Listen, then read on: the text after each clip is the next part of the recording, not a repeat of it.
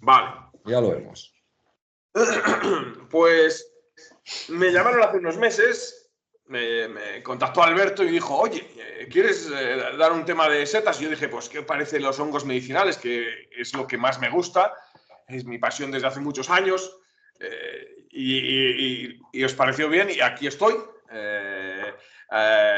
Y voy a hablar precisamente de hongos medicinales. Me he centrado en especies de hongos que podemos recolectar en nuestros campos. Eso es lo principal porque si bien los hongos medicinales, como vamos a ver, están metidas en la industria farmacéutica, en todo tipo de productos, y también vamos a tocar algunos de ellos, muchísimos productos, no en todo tipo, pero en muchos productos, algunos muy específicos. Bueno, todo el mundo conoce los antibióticos, que se estima que han salvado a 1 de cada 10 personas de las que viven actualmente.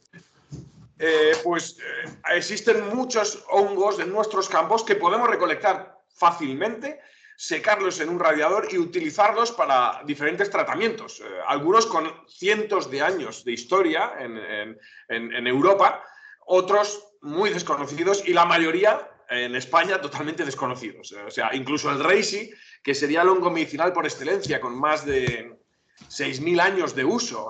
Existen referencias arqueológicas de esta seta, que va a aparecer en muchísimos momentos de esta charla, porque es como la seta que engloba las propiedades de prácticamente todas, podríamos decir.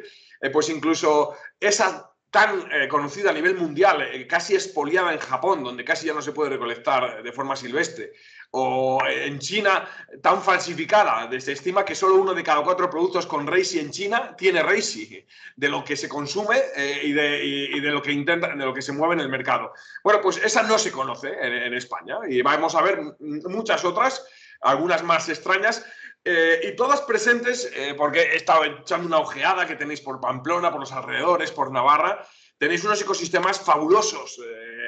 He puesto 3 diapositivas con una biodiversidad de especies, desde encinares hasta xerófilos o húmedos. También tenéis hasta hayedos muy húmedos, como en la selva de Irati, que está formada por sobre todo bosques de haya, y son precisamente el lugar donde podemos encontrar más hongos medicinales, son los bosques de frondosas.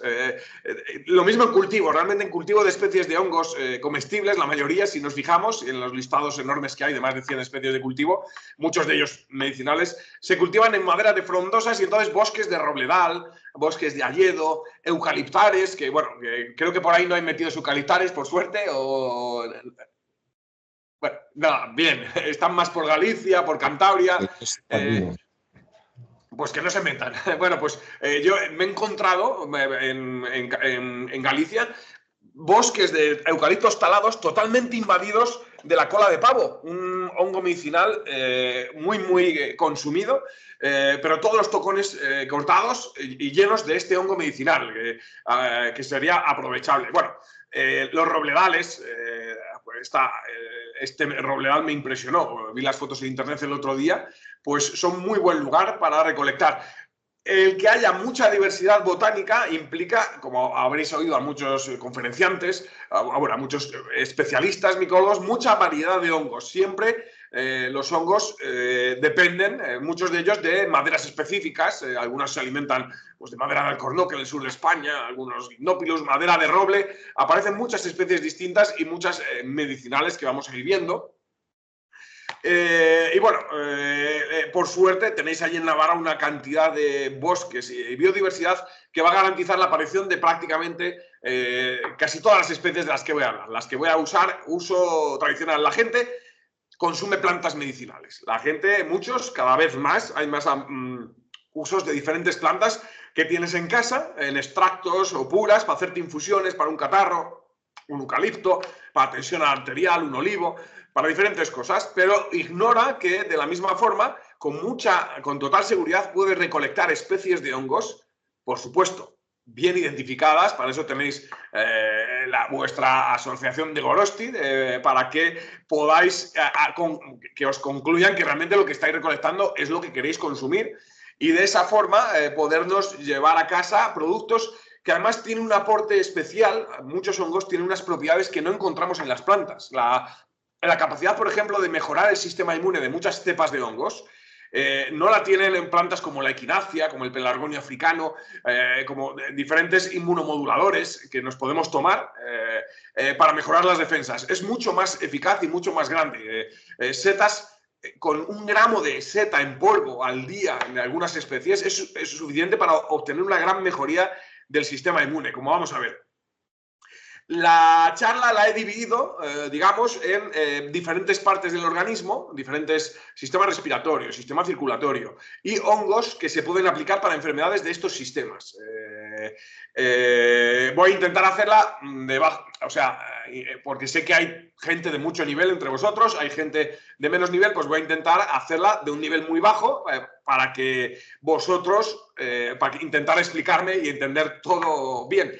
Por supuesto, luego habrá un turno de preguntas, más o menos he calculado 1 hora de conferencia, que creo que es lo que hablamos, Alberto, y luego un buen espacio de tiempo para que hagáis todas las preguntas que queráis sobre hongos, dolencias, hongos o plantas. Yo empecé siendo ingeniero forestal, luego me especialicé en un máster de alimentos, luego pasé para la parte médica, haciendo másteres de fitoterapia, de plantas medicinales, y al final acabé haciendo el doctorado en medicina.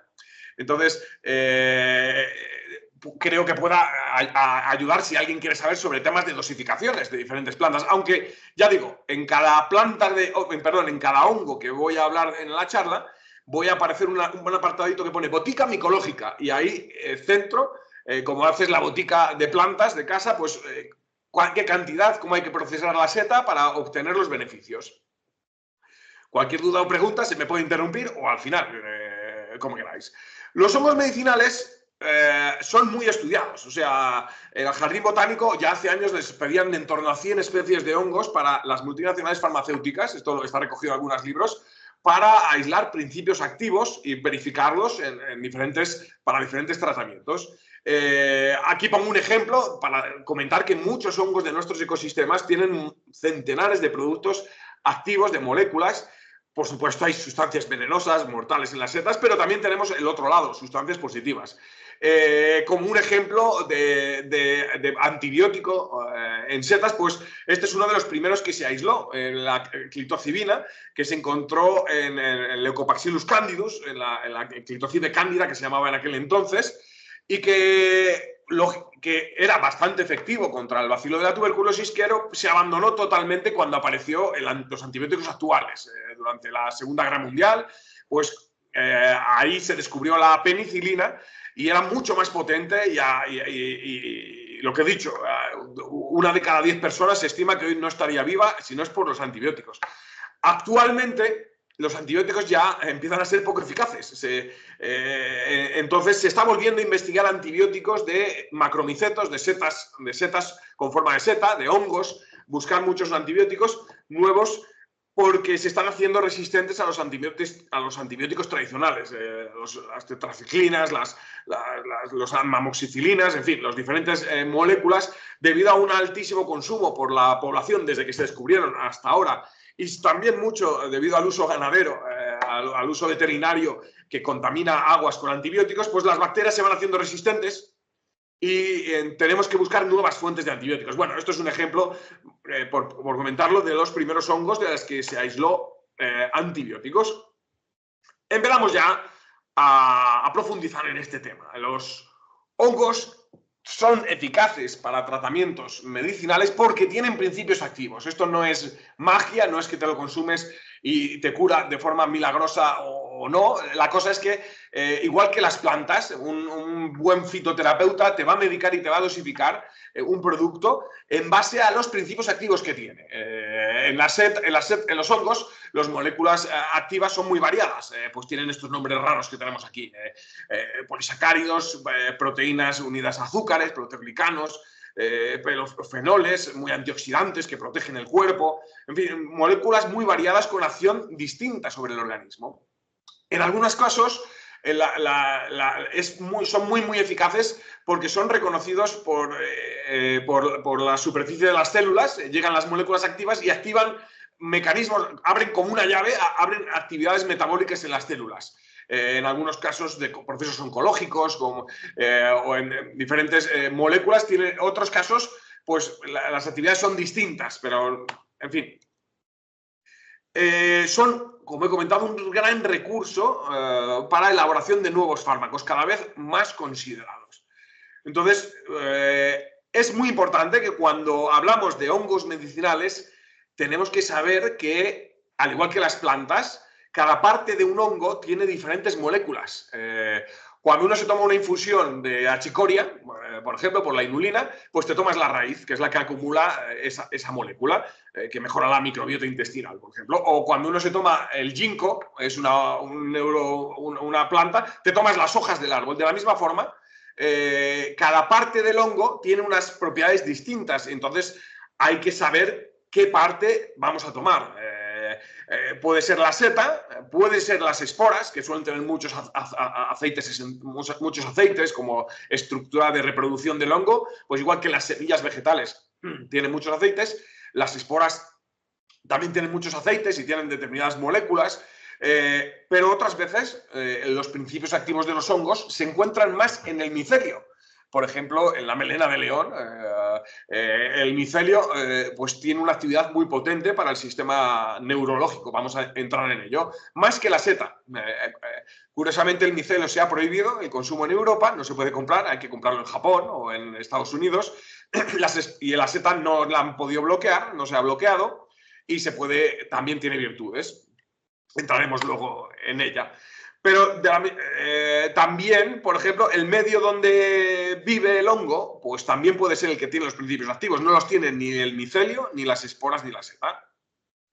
Como es el caso de los antibióticos. El antibiótico no nos comemos el hongos. Lo que nos comemos cuando las farmacéuticas cultivan las penicilinas, el penicillium, los hongos de género Penicillium en distintas especies, el famoso Penicillium notatum, que primero se descubrió cuando Pasteur, pues lo que hacen es cultivarlo en agua azucarada con algunos nutrientes y vitaminas, algo de ácidos grasos, y el hongo genera los antibióticos sobre el medio. Luego, ese medio de cultivo se purifica, se cristaliza y se contienen los antibióticos que luego nos dosifican perfectamente para las diferentes dolencias.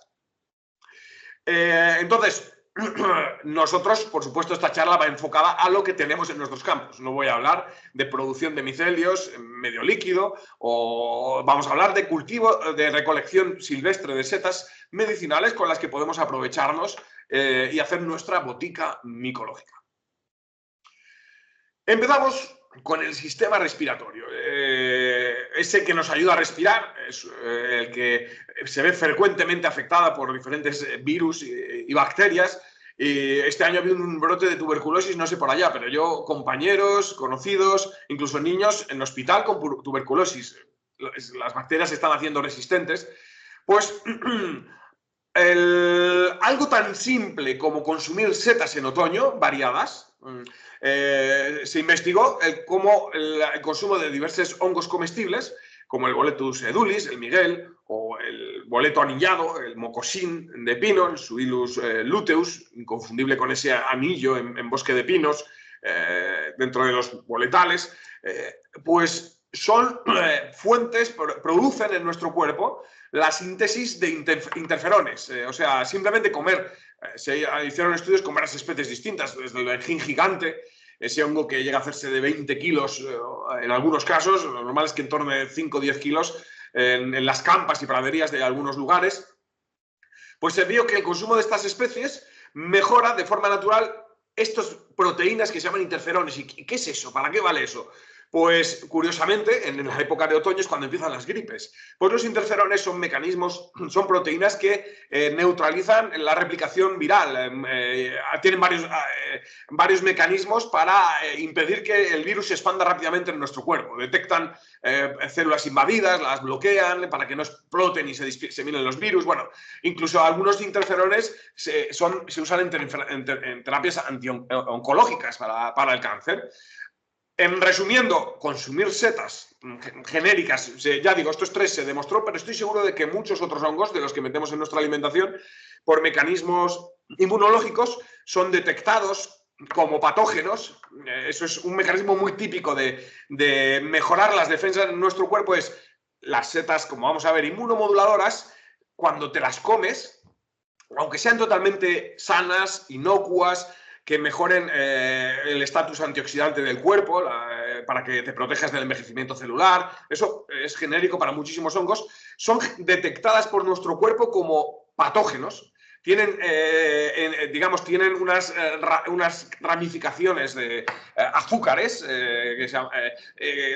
con unas uniones especiales que se detecta en nuestro cuerpo. Exactamente en el intestino tenemos unos sensores que se llaman el complejo de Peyer, que es el que detecta el sistema, que las detecta como malas, aunque sean buenas, y entonces eso provoca que haya una respuesta de nuestro cuerpo para mejorar eficacias antivirales, antibacterianas, antifúngicas, lógicamente, hongos, pero vamos a entrar en ello.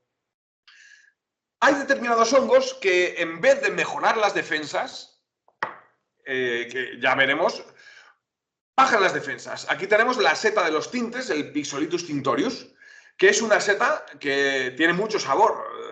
No sé si alguien la ha consumido, yo sí que la he probado en tiempos de estudiante. Íbamos a inventariar unas parcelas de campo y siempre nos traíamos alguna seta.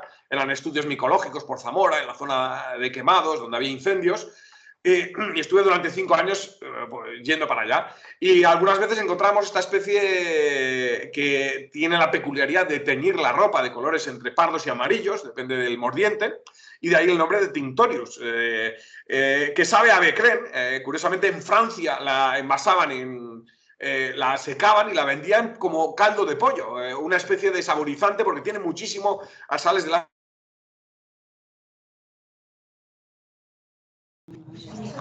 Aquí estábamos, sí. Vale, pues nos habíamos quedado en los hongos inmunosupresores, que digo, ¿y para qué nos vale que nos bajen las defensas? Y pues curiosamente, los hongos inmunosupresores son grandes, muy eficaces para prevenir alergias. Digamos que el consumo de pequeñas cantidades de estos hongos al reducir el sistema inmune, la reacción desproporcionada que tiene nuestro cuerpo cuando reacciona ante un polen, desaparece. Por supuesto, para mí este no es un mecanismo de quitar una alergia. Lo ideal es tomar hongos que reduzcan la expulsión de histamina por parte del organismo. O sea, hay unos linfocitos en nuestro cuerpo que se encargan de soltar esa histamina que nos inflama, por eso tomamos antihistamínicos.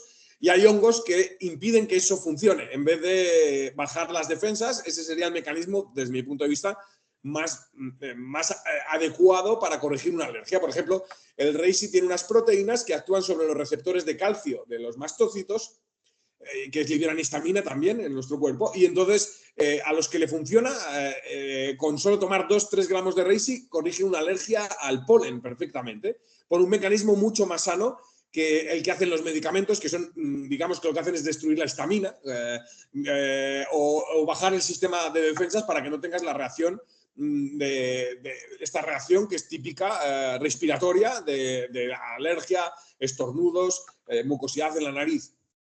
Sin embargo, estos hongos son importantísimos y están salvando actualmente millones de vidas o miles de vidas en el planeta.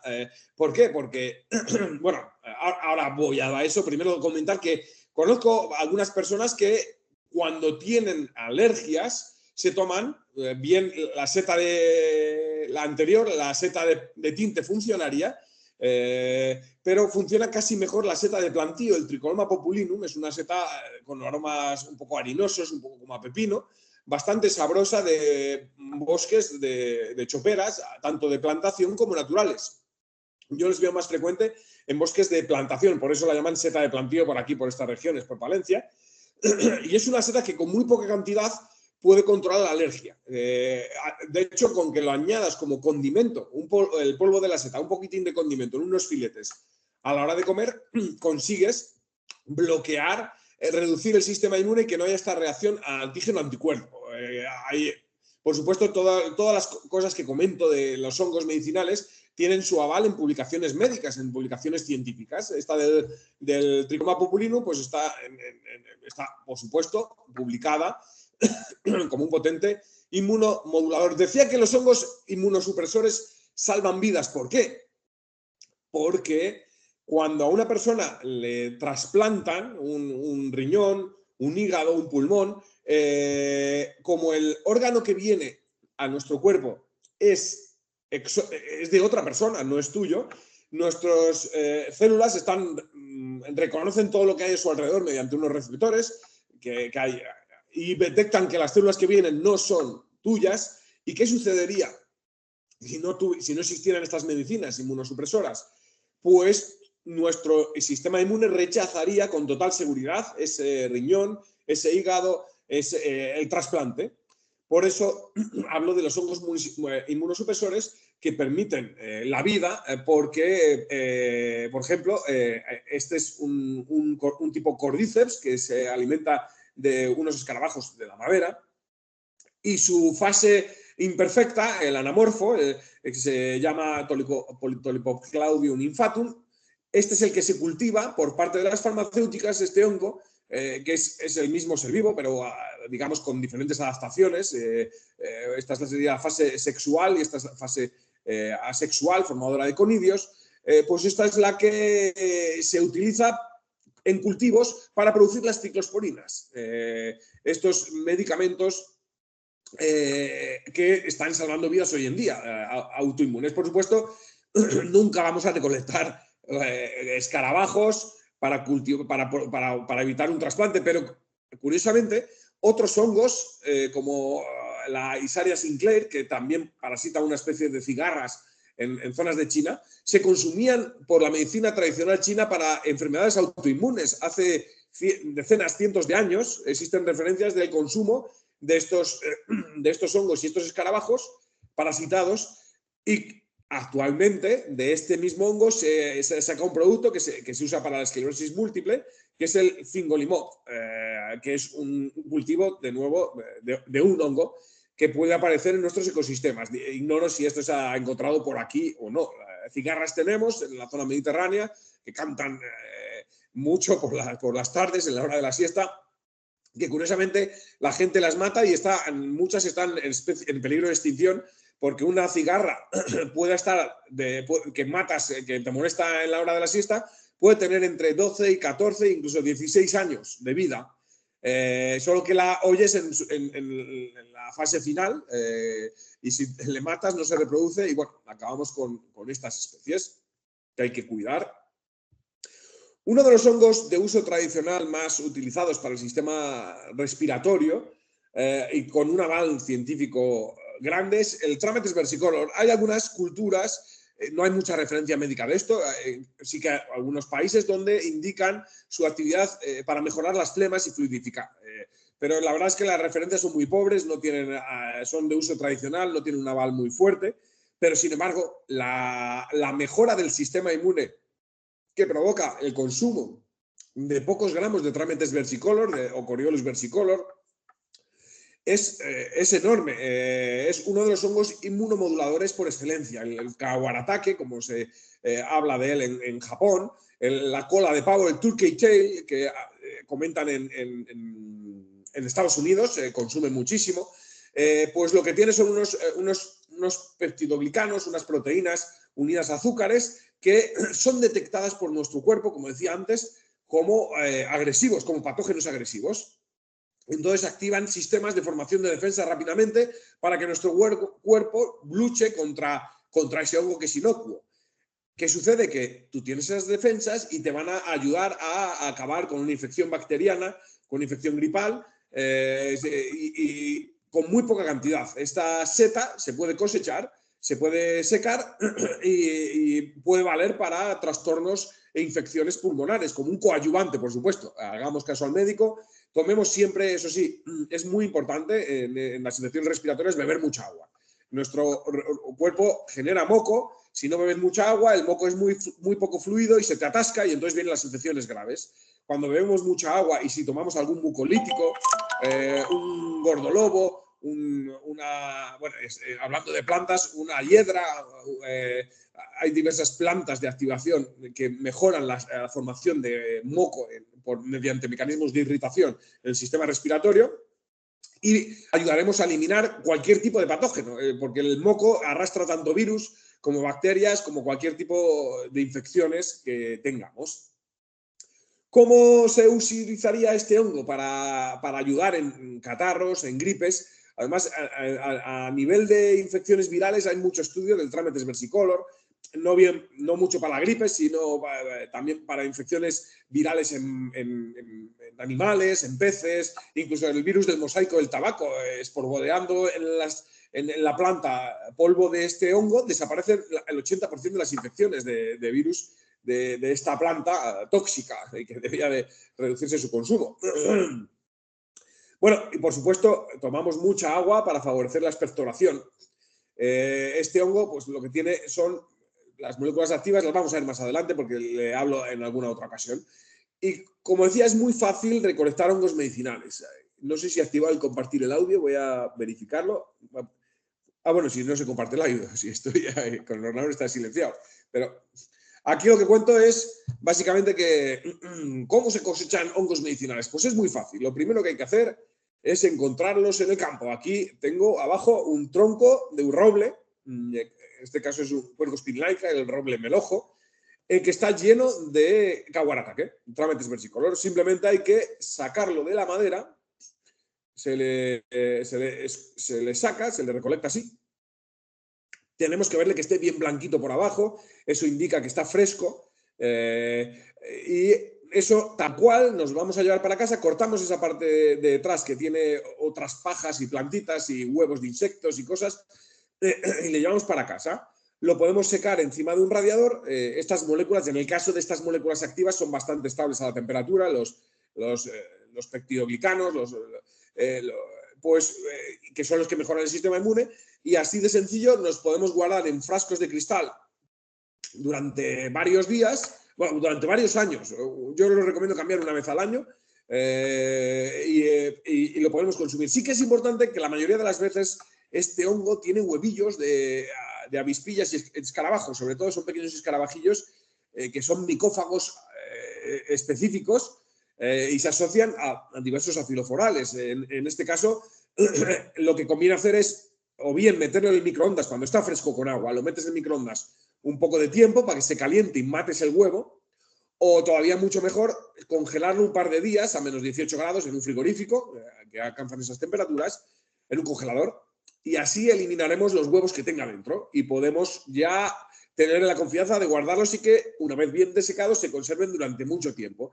Porque yo, todas las muestras de herbario, recuerdo cuando hice el catálogo micológico de los hongos de la provincia de Palencia, pues tuve que hacer todo el herbario de centenares de especies. Y todas las muestras de Trametes versicolor, cuando las miré años después, eran papilla de escarabajos. Además, eran escarabajos que eran capaces de perforar la bolsa de plástico. La tenían bolsitas de plástico, de estas de cristal, de las típicas golosinas, y se te podía expandir por todo el herbario y comerse todo. Entonces, importante, congelar nuestras muestras de herbarios micológicos.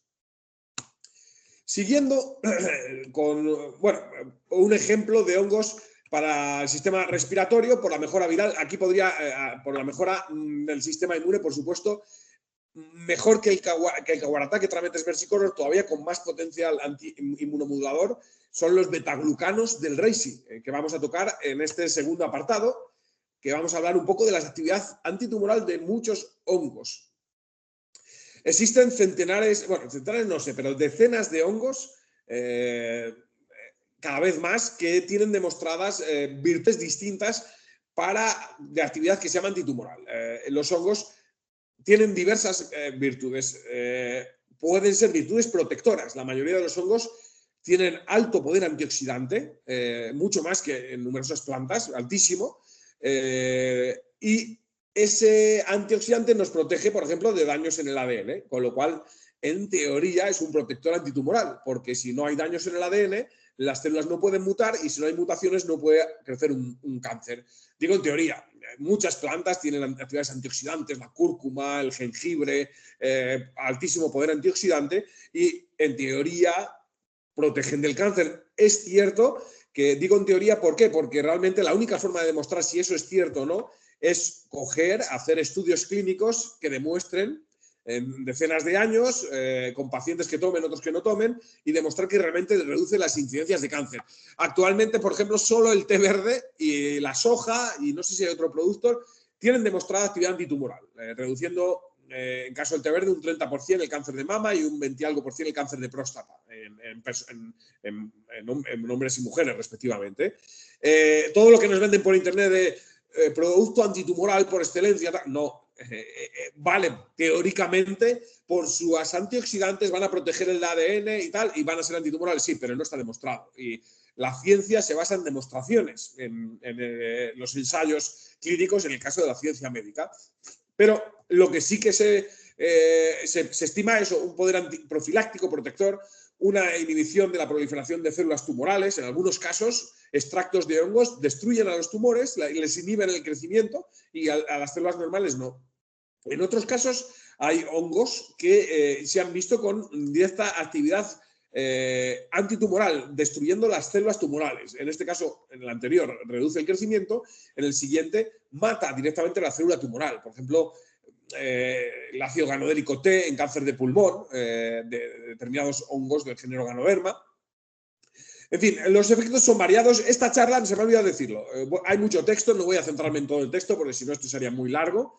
Voy a dar algunas pinceladas en algunas diapositivas que tienen mucho texto, y si la queréis entera, yo la voy a pasar a Alberto para que la ponga en la web y la suministre a los socios, o el que quiera la charla, pues eso, os ponéis en contacto con la Asociación Micológica de Gorostik, donde va a haber más información de lo que yo voy a hablar. Entonces, la seta por excelencia antitumoral, la que tiene más estudios científicos, es el reishi.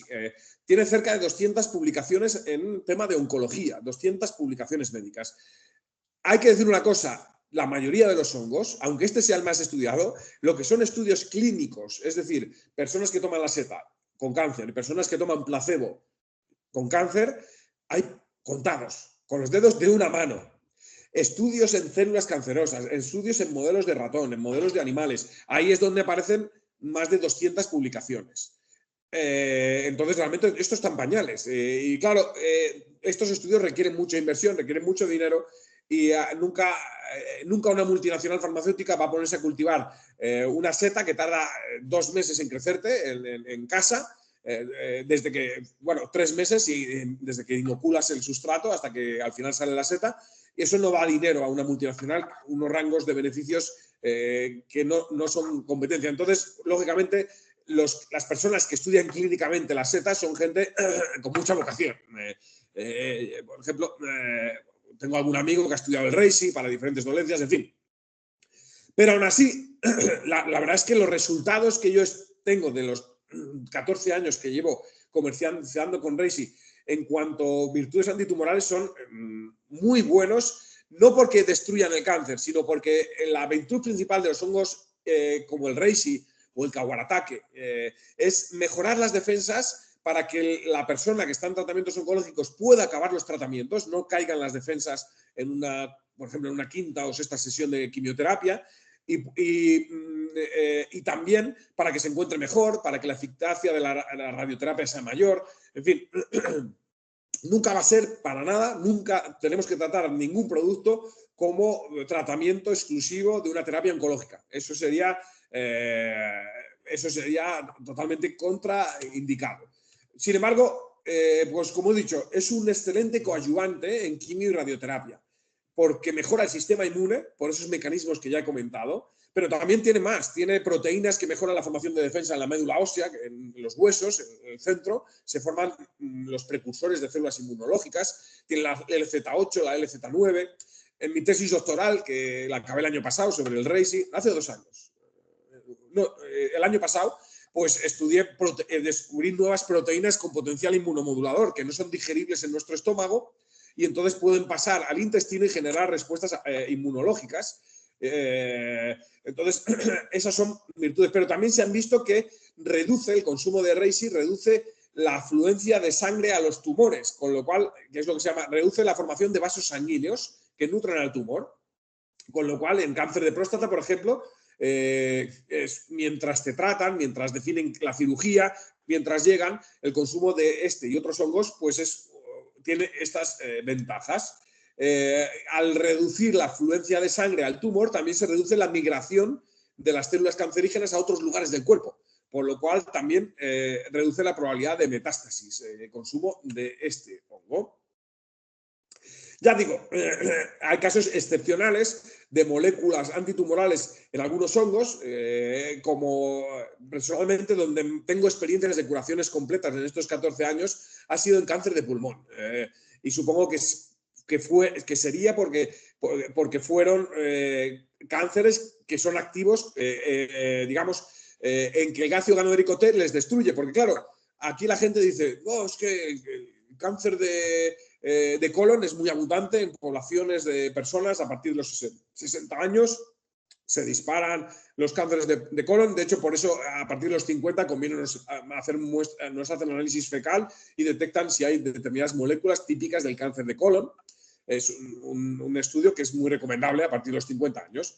Pero realmente cánceres de colon hay decenas de tipos. Ya en linfomas, que son cosas muy raras, tienes más de 100 tipos de linfomas distintos.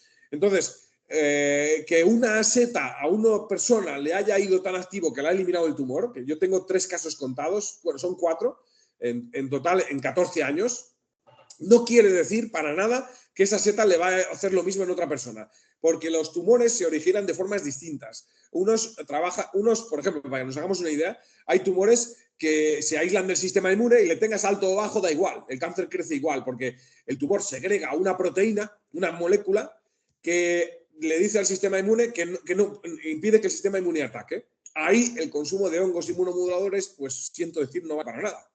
Pero en otros cánceres en que el sistema inmune sí tiene capacidad de ataque al tumor, sí que los hongos inmunomoduladores son una potente herramienta para ayudar a los tratamientos.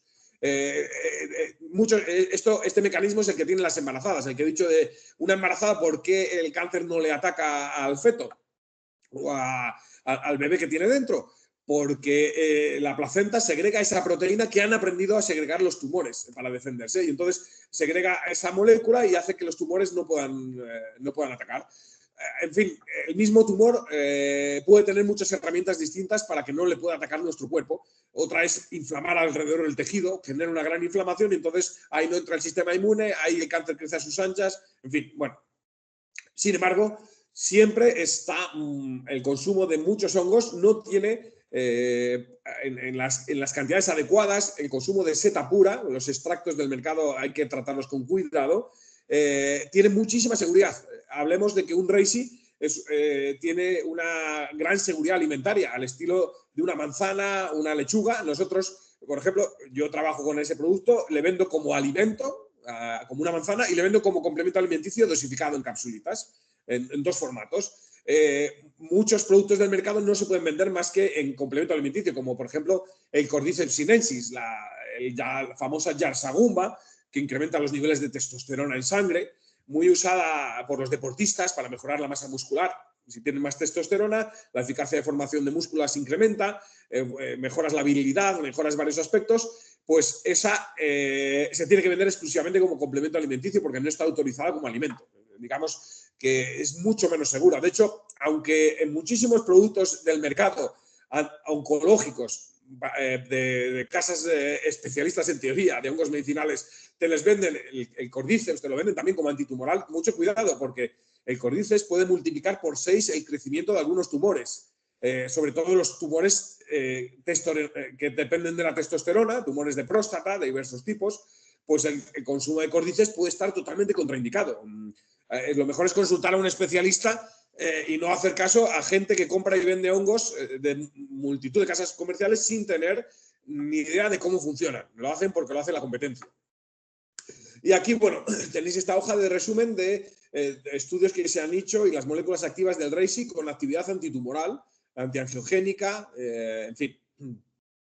Y os dejo también una diapositiva, porque si no me enredo mucho y no quiero que antes de las 9 acabemos, que llegue el turno de preguntas. Os dejo los estudios clínicos que hay para cáncer de colorectal y de cáncer de pulmón. En todos los casos hay mejora del sistema inmune, mejora de los linfocitos natural killer, que son los que destruyen Y tenéis mi tesis doctoral para descargar en la universidad, donde resumo más de 200 publicaciones médicas en temas oncológicos.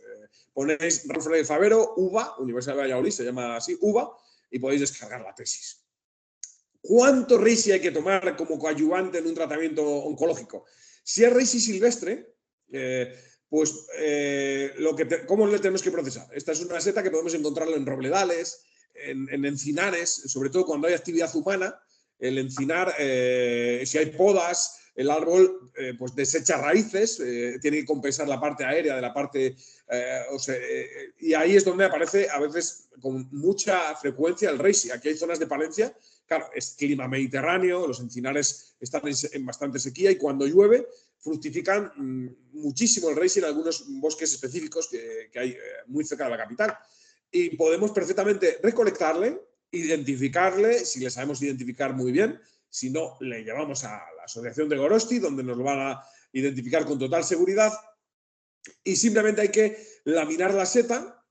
Aquí sí que para mantener los antioxidantes, para mantener polifenoles, moléculas de mucha actividad, pues conviene secarla a menos de 50 grados, colgado, por ejemplo, en un hilillo, en las láminas de reishi, las cuelgas encima de un radiador, en que el propio aire seco que se origina por convección nos seca la seta.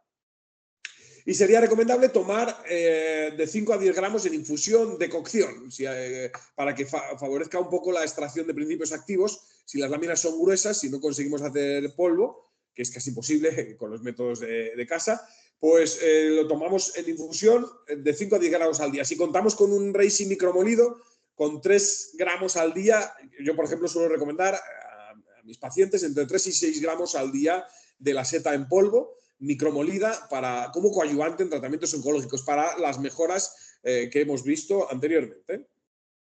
Fijaros, esto es reishi molido silvestre, 2 gramos de seta, y esto es reishi micromolido, exactamente el mismo peso. Esto es de una foto de mi tesis doctoral, para que veamos qué diferencia. Se expande muchísimo. Los hongos afiloforales están formados por una estructura de hifas muy densa, y cuando los intentas moler con una Thermomix o con un molinillo de café, se te hace una pelusa que te llena todo el frasco. Es increíble, que no pesa nada, casi podría llenar una almohada. Hay un triduo de hongos medicinales que son usados desde los años 80 en Australia y que se investigaron en 2019 como potentes mediadores para que nuestro sistema inmune tenga mayor capacidad destructora. Entonces, yo les suelo recomendar este triduo de hongos para tratamientos oncológicos. Digamos, el reishi solo es muy seguro, podemos tomarle en cantidades, ya digo, de 6 gramos al día en polvo, y las defensas van a estar lo más elevada posible dentro de lo que puede fabricar tu cuerpo.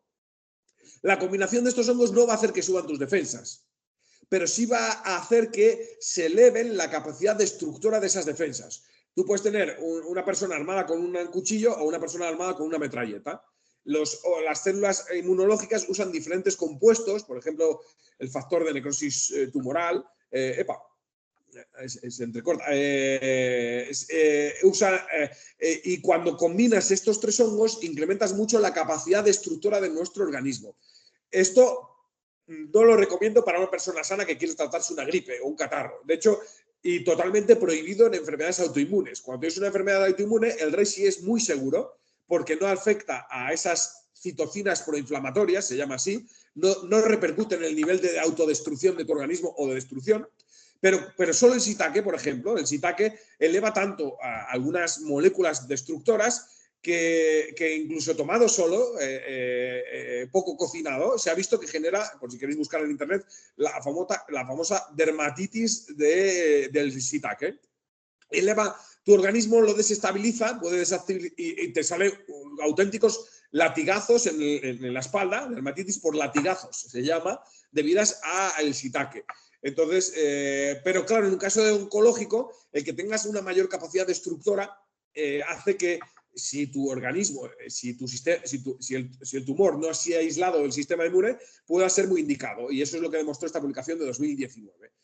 Otro hongo muy utilizado que hemos visto en el sistema respiratorio es el Yesquero multicolor, de lo mismo. Pues al tener moléculas que mejoran la formación de células de defensa del organismo, es un buen coadyuvante en tratamientos oncológicos. En Japón te venden el PSK, lo llaman así, por el sacárido crestin, ya purificado en dosis para tratamientos oncológicos y lo exportan a todos los lugares del planeta. Curiosamente, este hongo en 2019 se prohibió para el consumo humano ni como complemento alimenticio ni como alimento. Ahora no se puede comprar en Europa. Yo lo he tenido que sacar para mascotas para poder seguir suministrándoselo a mis clientes. Yo he tenido que darme de alta como invasador de mascotas, de alimento para mascotas, y así lo he podido seguir. Porque, bueno, tiene, por supuesto, está muy bien combinar con el Reishi, porque el Reishi tiene muchos betaglucanos y proteínas inmunomoduladoras, y este tiene polisacáridos unidos a proteínas llamadas crestin, que actúan sinérgicamente, actúan por varios mecanismos en el cuerpo, con lo cual cuando solo el Reishi solo no funciona, puede ser interesante añadir este producto como alimento.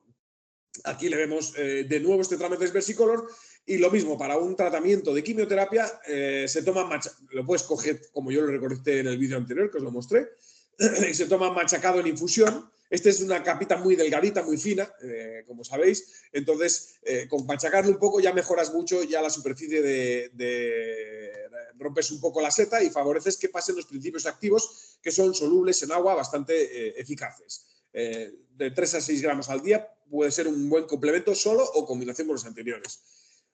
Paul Stamets es un investigador que lleva muchísimos años dedicado al mundo de los hongos, de cultivo de hongos y de hongos medicinales, y hay un documental en Netflix, en Fantastic Fungi, donde habla de esta seta, de cómo su madre tenía un cáncer metastático ya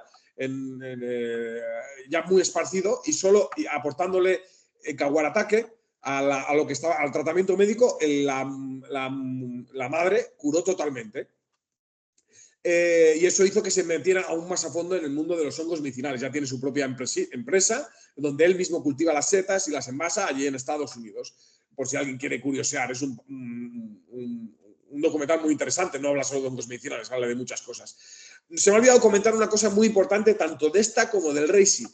La mayoría de las quimioterapias, a partir de cierto tiempo de consumo de esos tratamientos, las células oncológicas aprenden a eliminarlas. O sea, lo que antes las mataba, ellas ya han detectado que es malo para ellas y consiguen eliminarlo. Determinados hongos vuelven a hacer que esas células no puedan rechazar el medicamento, que es lo que posiblemente le sucedió a la madre de Paul Stamets. Tanto el Kawaratake, con sus aproximadamente 80 publicaciones a nivel oncológico, o sea, mucha menos investigación que en el Reishi, que tiene cerca de 200, como el Reishi, tienen esa otra vía de ayuda en los tratamientos de quimioterapia, de hacer que sea más eficaz el tratamiento, porque impide que las células cancerosas expulsen por diferentes mecanismos la quimioterapia de dentro. Bueno, ahí es lo que comentaba el catálogo de nuevos alimentos de la Comisión Europea, establece que no se puede, han cambiado ya el icono, ya es otro icono distinto, que no se puede vender como alimento ni como complemento alimenticio.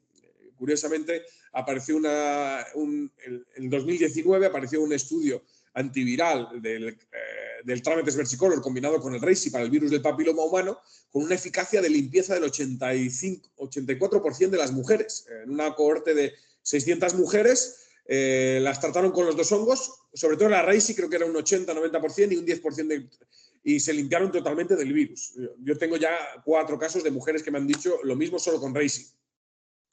Y os dejo un listado de hongos distintos con estudios antitumorales para aquellos que quieran informarse y busquen en internet, en las bases de datos científicas, en PubMed, que es la base de datos por excelencia.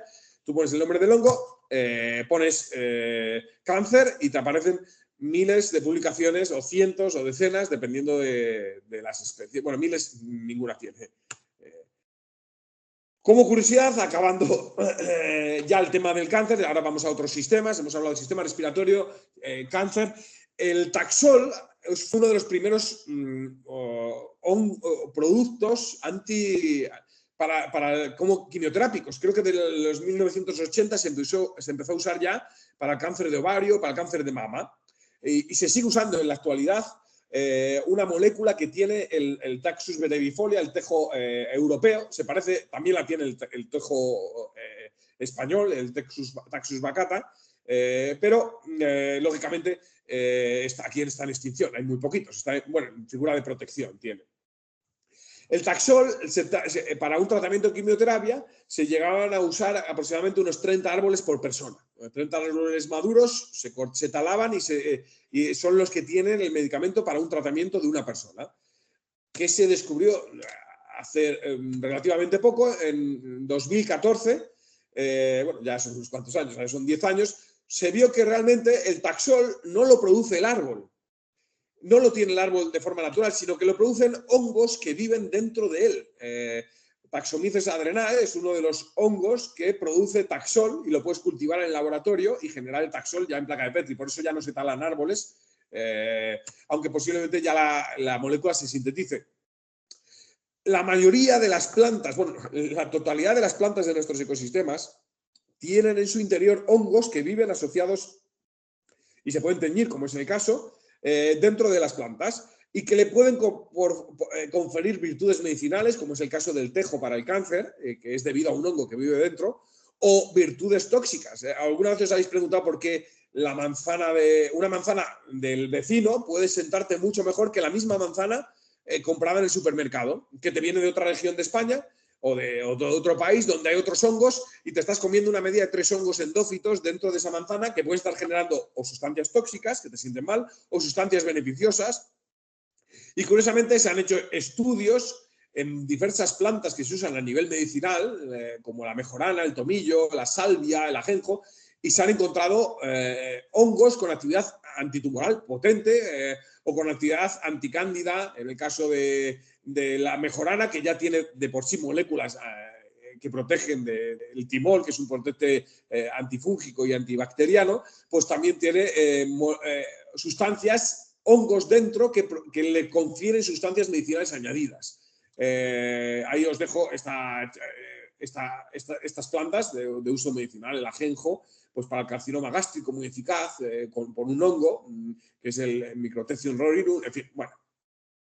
Y acabo con los hongos para tratamiento oncológico, los dos principales a nivel mundial son los que he comentado, muchas investigaciones, muchos hongos diferentes, Dendropolyporus umbellatus, la Grifola umbellata, para los que sabéis de setas, pues para el riñón, se suele recomendar para cánceres del riñón, combinado con nosotros, pues su gran actividad también a nivel de las vías urinarias, donde vamos a verlo. Y aquí os pongo un ejemplo de un hongo que se creía que iba a tener un altísimo poder antitumoral, porque ¿qué sucede cuando nosotros nos envenenamos con la Amanita phalloides, la que ocasiona el 90% de las muertes en España, si no más? Es porque la toxina de este hongo impide que las células hepáticas se reproduzcan. En la fase de reproducción celular se bloquea por las amatoxinas, las toxinas de la Amanita phalloides, y las células se mueren. ¿Qué pasa? En un cáncer tenemos una multiplicación de células muy rápida. Entonces, si conseguimos meter esa toxina en el cáncer, se estuvo estudiando para el cáncer para el melanoma durante casi 5 años, si conseguimos que esa toxina entre en el tumor, fabuloso, porque el tumor se va a morir. La pongo como un ejemplo de un hongo que se creía con alto potencial antitumoral y no se consiguió nada. No se consiguió hacer que esa molécula, esa toxina tan grande, se introdujera en células cancerosas. Entonces se abandonaron las investigaciones. No todo es... Me gusta dar esos dos puntos, el punto de cosas positivas y el punto de hongos que se investigan y a pesar de parecer que van a funcionar, no se consiguen. Hongos para el sistema circulatorio. Voy a ver cómo voy de tiempo. Vale. Ya casi llevo una hora. Los más típicos, el hongo por excelencia para mejorar el sistema circulatorio, uno de ellos es la oreja de Judas. Este hongo es muy apreciado en países como en China. Hay un cultivo grandísimo. Desde hace más de 700 años creo recordar que se cultiva. Hay referencias del cultivo de la oreja de Judas allí en China. Es un hongo gelatinoso, no tiene mucho sabor, pero aporta viscosidad a las sopas. Hay una famosa sopa viscosa en China, en Sichuan, en que es muy, muy famosa y a veces la encontramos en restaurantes chinos aquí en España. Es una seta que tiene un poder anticoagulante potentísimo, entonces un gran preventivo de trombos. Nuestra vida sedentaria, muchos trabajan en oficina 8 horas sentadas durante todo el día, luego no andan. Entonces, el sistema circulatorio no le sometes a ejercicio, no lo sometes a un impulso cardíaco potente, no hacen ejercicio mucha gente. Entonces, las posibilidades de que se empiecen a formar coágulos en el cuerpo y originen obstrucción, esos coágulos que bloqueen una vena o una arteria, generen un ictus o generen una trombosis o un paro cardíaco, se disparan. Comparada con la sociedad antiguamente, que hacía mucho más ejercicio. Consumo de plantas o hongos con actividad agregante plaquetaria es muy recomendado. ¿Qué nos sucede cuando una persona tiene un paro, una afección, un ictus o un problema cardíaco? Ya el resto de su vida le van a recomendar que se tome aspirina en pequeña cantidad, con diferentes nombres, para evitar que haya coágulos y que vuelva a aparecer esto. Consumamos hongos que con actividad antiagregante plaquetaria o plantas como los arándanos, las coles de Bruselas. Hay varias plantas en nuestra alimentación que si las incrementamos o las metemos más a menudo, además algunas son muy ricas, pues van a favorecer que nuestra sangre tenga menos viscosidad y sobre todo haya menos posibilidad de coagulación. La viscosidad depende de otros factores. Con muy poca cantidad de esta seta podemos obtener ese beneficio. Fijaros, de 1,5 gramos de seta secada al día, de hecho nos la venden en cápsulas en algunas empresas, ya nos valdría para tener unas virtudes anticoagulantes.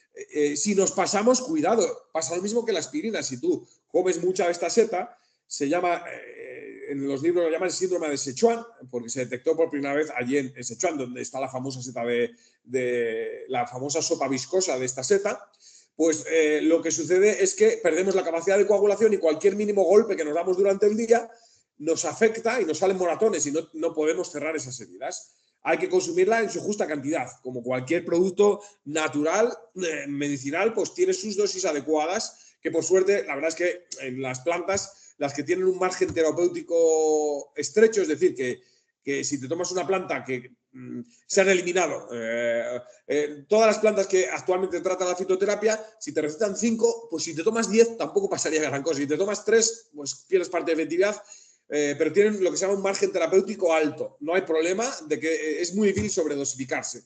Mientras que todas las plantas que a veces antiguo igual sí que se usaba, la digitalina para el corazón, esas que tienen un margen terapéutico muy estrecho en que si tomas un poquito menos no te hace efecto y si tomas un poquito más te mueres, esas están eliminadas de la fitoterapia actual. Este hongo tendría un margen amplio, 1,5-3 gramos recomendado. Os dejo un listado de hongos también con actividad antitumoral. Otro hongo por excelencia, usado ya con referencias de 1700. Hay un libro que se llama Los hongos antes de 1700, no sé si lo tengo por aquí, no, lo tengo en la tienda, pues tiene referenciado la virtud cicatrizante de los pedos de lobo. Los pedos de lobo, hay muchas especies distintas, el más característico, el que debemos utilizar, el más investigado, es el Lycoperdon perlatum, que tiene una especie de perlitas en el sombrero, bolitas que al rasparlas se caen, se quedan marcadas ahí se quedan en el suelo y te dejan una pequeña heridita en el carpóforo. Eso es lo que ayuda a diferenciar el pedo de lobo de otros que pueden tener escamas, que pueden tener pinchos, como el equinatum o el mamiforme. Y este es el más utilizado a nivel cicatrizante, estamos hablando del sistema circulatorio. Ya allí se usaba para hemorragias, úlceras y saballones y hemorroides. Que podamos asegurarlo hoy en día para hemorragias y por saballones. Yo tengo experiencia con varios pastores en Castilla y León, que es donde yo suelo moverme para dar charlas de setas. Pues recuerdo en Ávila venir un pastor y decirme, cogerme la seta y decir, esto es una maravilla para los saballones. Y yo pensar en estas referencias. Y también me pasó en León. O sea, el uso tradicional de la seta sigue utilizándose.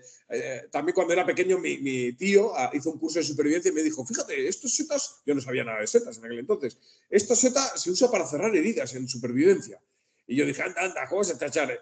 Esta seta, el polvo de setas, de esporas que hay dentro, cuando un pedo de lobo madura, el interior del carpóforo está lleno de esporas. Se puede aplicar directamente en una herida sangrante y en poco tiempo las esporas van a crear una barrera que va a hacer de tirita las esporas y las hifas que hay dentro, que mantienen la estructura de esporas cuando están inmaduras.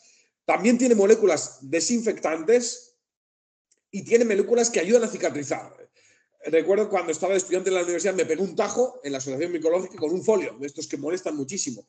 Casualmente había pedo de lobo, más o menos bien, para utilizar, no estaba muy pasado, y eché el polvo directamente en el corte del folio. Pues me picó, la verdad es que noté que me picaba, y cuando salí me había hecho ya postilla, o sea, impresionante. Luego sí me lavé las manos en casa y la postilla se me cayó y la volví a liar. Pero la eficacia es bastante. ¿Y cómo debemos utilizarlos? Debemos recolectarlos. Lo ideal es coger los que están en el campo a punto de abrirse para garantizar que no haya entrado ningún bicho, ningún insecto en su interior, que no es frecuente. Pues por ejemplo, de estos 3 yo cogería este que seguro que en casa posiblemente ya se nos termina de abrir, si lo mantenemos bien. Los secamos encima de un radiador y se guardan en un bote hermético. En el caso de una herida, un rasguño, se aplica directamente el polvo esporal sobre la herida. Como curiosidad, aproximadamente el 75% de los afiloforales, de los hongos yesqueros, más bien de los yesqueros, afiloforales hay muchas formas distintas, se investigó y tienen sustancias antimicrobianas. Por ejemplo, el yesquero, se cree que en época romana se utilizaba para cauterizar heridas, se quemaba directamente en la piel. Hay referencias en este libro de Mariano García Roland, de los hongos antes de 1700. Y os pongo otro listado de especies que se ha visto tanto cicatrizantes como antiinflamatorias, aplicación directa sobre heridas. El colesterol es un gran problema de salud, pero realmente no es el problema del colesterol, el problema es el daño arterial que incrementa el nivel de colesterol. O sea, cuando una persona tiene elevado el colesterol, se debe a que su alimentación no es muy adecuada, está metiendo muchas bollerías, lo que te quitan, muchos bollería industrial, muchos quesos, embutidos, que dañan el tejido endotelial vascular, dañan nuestro sistema de conductos sanguíneos en el cuerpo. Y eso hace que el sistema inmune diga al hígado, oye, hígado, fabrica colesterol, que hay que corregir este daño. Y el colesterol que se fija en nuestras arterias, lo que tiene es un mecanismo de restauración de nuestras arterias. El colesterol no es malo. El problema es la alimentación. ¿Qué sucede cuando nosotros tenemos el colesterol alto? Lo que nos recetan son inhibidores de la síntesis de colesterol, las famosas estatinas, que lo que hacen es impedir que el hígado fabrique colesterol. No van al problema, que es los daños arteriales. Te baja el colesterol y claro, la gente, el médico dice, ya está, tienes bajo el colesterol, ya estás bien. No, para nada. De hecho, se ha demostrado que tener muy bajo el colesterol genera más problemas que el colesterol elevado. El colesterol elevado no es tan malo como lo ponen. Independientemente de estos asuntos, en nuestra dieta podemos comprar, si estamos tomando estatinas, antes de que vayamos a caer a las estatinas, podemos consumir setas que tienen de forma natural exactamente el mismo compuesto que te venden en farmacia. En la seta de ostra, el consumo periódico de vez en cuando de un poco de seta de ostra puede reducir hasta un 30% los niveles de colesterol sanguíneo. ¿Por qué? Porque tiene lovastatina, lo mismo que los inhibidores que los venden en farmacia.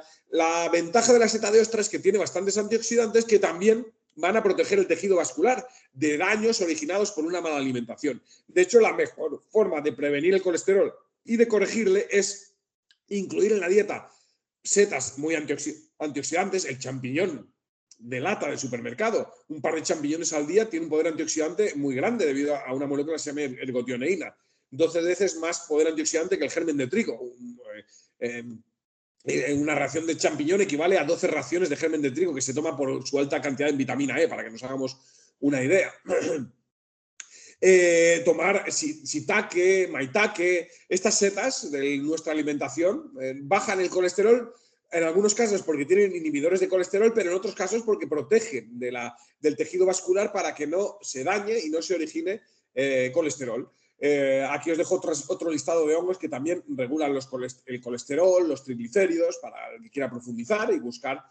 Y lo que hacen las farmacéuticas para producir estatinas es cultivar hongos. No solo los antibióticos son generados de hongos, no solo las ciclosporinas, sino que también nos cultivan, por ejemplo, para producir lovastatina, el Aspergillus terreus, con estos aspectos colores terrosos, y el Penicillium citrinum, pues produce el pravastatin. Son los principales utilizados a nivel internacional. Seguro que ya han incluido otros más. Se van haciendo selecciones genéticas mucho más productoras. Hay técnicas de irradiación, les bombean a los hongos con radiación, con cobalto radiactivo, con elementos radiactivos para generar mutaciones y luego ven cuál mutación genera más productos, digamos, para más antibióticos o más estatinas, en fin.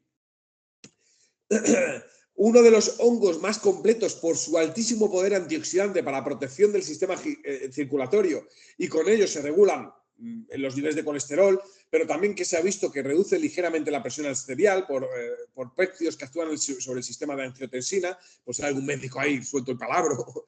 En fin, es el Reishi para el sistema circulatorio. Hay una publicación de 2019 donde recoge todos los estudios que hay sobre el uso del Reishi y los efectos protectores para el sistema circulatorio. Ya digo, cualquier producto que sea rico en antioxidantes variados, el Reishi tiene moléculas tremendamente variables, desde proteínas antioxidantes, polisacáridos antioxidantes, triterpenos, terpenoides, todo con altísimo poder antioxidante, lo cual hace que sea un complemento ideal para la protección global del organismo. Claro, tú te metes, viene el invierno, vamos a meternos megadosis de vitamina C, 1 gramo al día de vitamina C, fenomenal, pero la vitamina C es soluble en agua y protege los tejidos acuosos, no te protege el tejido graso, tienes que complementar con otros antioxidantes o meter en la alimentación plantas o hongos con una variada gama de antioxidantes, unos se disuelven en agua, otros en grasas, otros atraviesan la barrera hematoencefálica protegiendo el cerebro, como se ha visto algunas moléculas del Reishi. Y acabo el sistema circulatorio hablando del maitake y de la diabetes. Este es para mí uno de los hongos más interesantes para ayudar el control del azúcar en sangre por varios mecanismos. Sabéis, o si no lo sabéis os lo cuento, que el páncreas es el órgano de nuestro cuerpo que en una zona pequeñita del páncreas, en una zona de los islotes pancreáticos y demás, generan ahí la insulina. Cuando en nuestra vida hemos tenido mucha Coca-Cola con sus picos de azúcar, mucho pan blanco, muchos cereales, cada vez que metemos una cosa de esas actúa como una bomba de azúcar que sube rápidamente a la sangre y entonces nuestro páncreas se pone a trabajar muy duro para generar insulina y corregir ese pico de azúcar y metabolizarlo, meterlo dentro de los músculos, transformarlo en grasas, para hacer varios mecanismos tiene. Y llega un momento en que generamos un diabético. Los actuales jóvenes, la generación del 2000, según los estudios que hay de sus hábitos de consumo, va a haber una pandemia de diabetes en los próximos años. Bueno, volviendo a esto, que me enrollo con las cosas que me gustan, se hizo una prueba en ratones diabéticos que se les destruyó todo el tejido pancreático que produce insulina, con una molécula que se llama streptozotocina. Se le inyecta al ratón unos pocos miligramos y destruyes el páncreas, solo esa parte. Pues un extracto de polisacáridos de la seta, un extracto acuoso del maitake, tomado vía oral, conseguía hacer a los animales no dependientes de la insulina. El estudio es de 2006 o 2008, más o menos. Me pareció realmente brutal.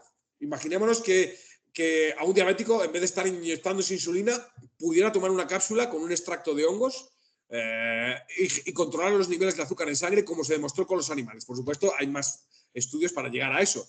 Curiosamente, nadie más volvió a investigar en eso. Salió ese estudio, esa investigación, y nunca más alguien ha investigado pasar eso a un estudio clínico. Pero fijaros qué eficacia tiene. El maitake, junto con el reishi, es uno de los hongos más interesantes como coadyuvante para la diabetes. El reishi no tanto por regular los niveles de azúcar, que lo hace en un estudio clínico que se hizo con 71 pacientes en 2004 y hace unos cuantos años, se vio que mejoraba varias cosas, de la insulina en el ayuno, bueno, en fin. Sino debería ser consumido por lo mismo que he comentado antes, la protección del sistema circulatorio lo hacen las moléculas protectoras del reishi, pero el reishi también se ha visto en animales que previene de complicaciones renales, por esos antioxidantes, en diabéticos, también de daños en la arteria pectoral en animales diabéticos, para fibrosis miocárdica que se origina en los diabéticos, problemas del corazón, y acelera incluso la cicatrización de heridas. Entonces, incluir en la dieta de un diabético 2-3 gramos de reishi al día, con esa pequeña cantidad, va a hacer que la persona no desarrolle tantas enfermedades originadas por la diabetes, por esos picos de azúcar que van destrozando tanto el sistema nervioso como circulatorio como renal. Incluso miles de personas hay ciegas en el planeta debido a diabetes, que provoca daños también en el sistema circulatorio ocular. En fin, sería otro de los hongos. Vamos a un apartado general de efecto, mejora general del organismo. La inflamación es un constante en muchísimas personas. Todas las enfermedades con enfermedades autoinmunes tienen descontrolados los niveles de inflamación en el cuerpo. De hecho, se cree que el origen de muchas enfermedades autoinmunes viene porque hay una cosa inflamatoria en el cuerpo, una alergia al gluten, por ejemplo, una intolerancia, procesos inmunológicos que nuestro sistema inmune detecta. La harina de altramuz como alérgica. Tú te la comes, frutos secos, que son también alergénicos. Si una persona toma frutos secos toda su vida y su sistema inmune lo detecta como malo, llega un momento que el sistema inmune se descontrola, hay siempre una inflamación constante que descontrola el sistema inmune y al final el sistema inmune decide que tu hígado es el problema y empieza la hepatitis autoinmune, o decide que la mielina de tu sistema nervioso, de tu sistema que envuelve a las neuronas, es la problemática. Y entonces empieza la esclerosis múltiple, por ejemplo, que es que tu sistema inmune ataca a las vainas de mielina, a tus células nerviosas. Se ha visto reducir la inflamación de nuestro cuerpo, sea con fibra, con hongos, con plantas. Existen muchos tratamientos, pero la pena es que los médicos no recetan ni uno. A reducir el estado inflamatorio de cualquier enfermedad autoinmune mejora muchísimo los ataques autoinmunes, llegando a bloquearles. Y eso la gente no lo sabe. Modulando la microbiota intestinal, mejorando las bacterias antiinflamatorias con consumo de fibras de hongos, por ejemplo, que vamos a verlo a continuación, o fibras de plantas como la inulina de la chicoria, como el psyllium, el plantago psyllium, que se vende muchísimo para mejorar ir al baño, mejora mucho la microbiota antiinflamatoria del cuerpo, puede hacer que mejoren las personas. Volviendo a las setas, existen muchos hongos con actividad antiinflamatoria por diferentes mecanismos, mediadores lipídicos, aquí ponemos algunas de ellas, la seta de chopo, la Agrifola frondosa o el reishi, reduce unos precursores de la inflamación. Ligeramente hay hongos que van a otras vías, impidiendo que se formen células inflamatorias, como el Corices militaris, que se come la procesionaria por nuestras zonas, el Agaricus subrufescens en algunos encinares. Por inhibición de las citocinas proinflamatorias directamente reducen las moléculas inflamatorias que tenemos en el torrente sanguíneo. Estas ya son más raras y no están por aquí. En fin, es como curiosidad de que hay muchos hongos con actividad antiinflamatoria. Pero luego, en 2021, se hizo una recopilación de hongos que mejoran la microbiota de nuestro organismo. Esas bacterias que tenemos en nuestro colon que influyen en tantísimas cosas. Se vio que práctica totalidad de hongos que se investigaron, que se recogieron muchos hongos comestibles, del champiñón, el enoquis, los pleurotus, el reishi, la melena de león, cambian la composición de nuestra microbiota siempre, a lo que se investigó, a mejor. Por ejemplo, el reishi en animales dependientes de la insulina, animales con diabetes, llega a mejorar en ratones la microbiota antidiabética y corrige la diabetes en el colon, que no lo hemos hablado antes, en animales, claro, no se ha probado en humanos. Y aquí os dejo un listado de este artículo que he comentado de 2021, con hongos, como los modelos animales que se trabajaron y los cambios en la microbioma de las diferentes bacterias que subieron buenas, bajan malas, en fin, y los efectos que provocaron en el cuerpo. Desde, por ejemplo, la melena de león es un típico hongo de los más utilizados para mejora de inflamaciones intestinales. Pues es que resulta que aparte de tener triterpenos antiinflamatorios, moléculas antiinflamatorias, mejora la microbiota antiinflamatoria de forma brutal. Aquí está contado. Restaura la barrera intestinal en animales, como comenta aquí. En fin, ya tenéis para investigar y entreteneros. Ya aquí os pongo unas fotos de estos hongos que crecen. El enoquis, un típico hongo de invierno que crece en montaña, en brezos, en escobas, en madera. El champiñón cultivo, estos están todos en este artículo científico. Las colmenillas. Entonces, en general, el consumo de alimentación de setas comestibles, de las que he comentado, de las que están aquí en fotos, mejora la microbiota generando propiedades antiinflamatorias como el maitake, la seta del chopo, el reishi, corrige la microbiota mejorando dolencias, reduciendo colesterol, mejorando la capacidad, mejorando el sistema inmune, pero bueno, eso ya lo vimos ahí atrás. Entonces se pueden considerar meter hongos es sano para diversas dolencias generales y mejorar la salud global del cuerpo. Esa sería la botica micológica. En particular, como os he dicho, la seta erizo es de lo más recomendado para problemas inflamatorios tanto gástricos como intestinales en la cultura tradicional oriental. En Occidente, por lo que más se recomienda es para la parte del sistema nervioso, que vamos a ver creo que a continuación. Aquí el consumo de 3 gramos al día, de muy poquita seta, de 3 a 6 gramos, puede mejorar muchísimo problemas. Por mi experiencia y la experiencia de algunos fitoterapeutas que trabajan con hongos con los que he hablado, puede ser muy recomendable para trastornos inflamatorios intestinales, para problemas crónicos a nivel gástrico, en fin.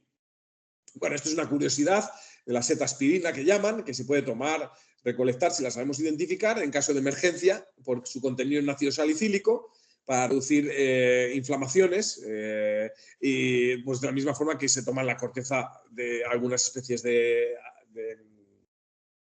sauces, en fin. Vamos al atado digestivo excretor, voy a ir un poco más rápido que me estoy enredando y si no va a haber turno de preguntas. El Dendropoliporus umbellatus es la seta por excelencia para problemas renales. Favorece, se suele recomendar para tumores como complemento de este lugar, tumores de la vía renal. En algunos se ha visto en animales que nivelan el crecimiento de algunos tumores a nivel renal. Es también algo muy estimulante, pero sobre todo mejora mucho la diuresis renal al estilo de una galluva, de una hoja de abedul, una rompepiedras, y entonces puede ser interesante para problemas del riñón, para problemas, incluso al favorecer la diuresis, la eliminación de líquidos, puede favorecer la eliminación de piedras, aunque eso no está estudiado, eso es un poco teorizar. Se suele recomendar en medicina tradicional 16 gramos de tanto del Dendropoliporus como del esclerocio, que es la estructura de resistencia que hay siempre debajo de la seta, por eso cortemos, cuando la arranquemos, cortémosla, no la arranquemos porque podemos quitar una especie de trufa negra que hay, no sé si es negra o marrón, que crece debajo de la seta. Se cuece en 1 litro de agua y se toman varias veces al día para problemas renales. Aquí tengo yo mis Dendropoliporus cogidos cuando era joven, cuando era estudiante. Tengo vídeos en mi canal sobre ello, nuevos de hace unos años. Otro hongo muy utilizado para problemas, digamos, del sistema excretor, en este caso para ir al baño, como un laxante irritativo, porque tenemos 2 tipos de laxantes, los volumétricos, que crean bolo fecal y hace muy fácil ir al baño, y tenemos los irritativos, como el sen, la cáscara sagrada, el rhamnus, que son plantas algunas silvestres que podemos recolectar en nuestros campos, que lo que hacen es, cuando llegan al colon, generan irritación, el colon suelta líquido, bueno, hay una reacción ahí química que sucede por el cambio de química que hay en el colon, y hace que te ese efecto laxante. Los boletos viscosos, los suilus, siempre leemos en los libros que hay que quitarles la cutícula para tomarlos. ¿Por qué? Porque la cutícula es un fuerte laxante. Con una cucharita de cutículas de suilus tenemos un efecto laxante pronunciado. Entonces se puede utilizar. Se pela el sombrero, se secan las peladuras y se toma una cucharita cuando sea necesario. Hay que decir que la mayoría de los boletos viscosos son laxantes, pero el Suillus bellini no le podemos comer sin pelar la cutícula porque no tiene prácticamente efecto laxante. El mocosín mediterráneo, que es mucho más pálido con sus granulitos rosados que ayudan a identificarlo y separarlo de otros. Poquitos hongos se usan para mejorar el sueño. Esto es el reishi es de los pocos clínicamente testados para el sueño en un estudio que se hizo con el reishi de Mundo Reishi en 2016, el reishi de la empresa en donde yo trabajo. Se estudió con la Facultad de Ciencias del Deporte para ver en pacientes con fibromialgia, donde se vio una mejora en el insomnio crónico, en la elasticidad muscular, en la resistencia aeróbica, en la capacidad del día a día, en los índices de felicidad. Bueno, muchos parámetros se estudiaron con el reishi. Está la tesis doctoral del doctor Francesco Passi en internet para verla con detalle, y hay más de 7 publicaciones médicas asociadas a esa tesis doctoral de los resultados que se obtuvieron en estas personas. La gente que participó en el estudio sigue tomando hoy en día. Decir que el reishi se ha visto en animales y también en este estudio clínico que mejora la calidad del sueño. Aunque duermas las mismas horas, se incrementa la fase no REM, que es la reparadora, y te despiertas con mucha más energía. Eso viene bien para la gente que no tiene más de 6-7 horas de dormir.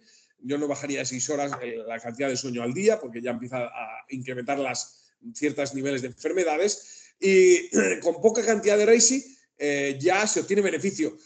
Como curiosidad, durante la Segunda Guerra Mundial en Vietnam, la gente pasaba hambre, pero había gente que tenía cerdos y podía alimentarse, y los vecinos que conocían el reishi lo daban en grandes cantidades, 50, 100 gramos de reishi, al cerdo del vecino, se lo echaban en la comida y se adormecía, y así se lo robaban y se lo llevaban medio dormido y no gritaba prácticamente nada. Eso también se usaba en la matanza del cerdo en China. Tradicionalmente se ha usado también el reishi para mejorar, para que el cerdo no grite durante la matanza, y eso ya se ha traducido a esa efectividad y a la mejora general del cuerpo que se obtiene cuando uno duerme mejor. Restaura el organismo, bueno, es fundamental el sueño para estar en salud.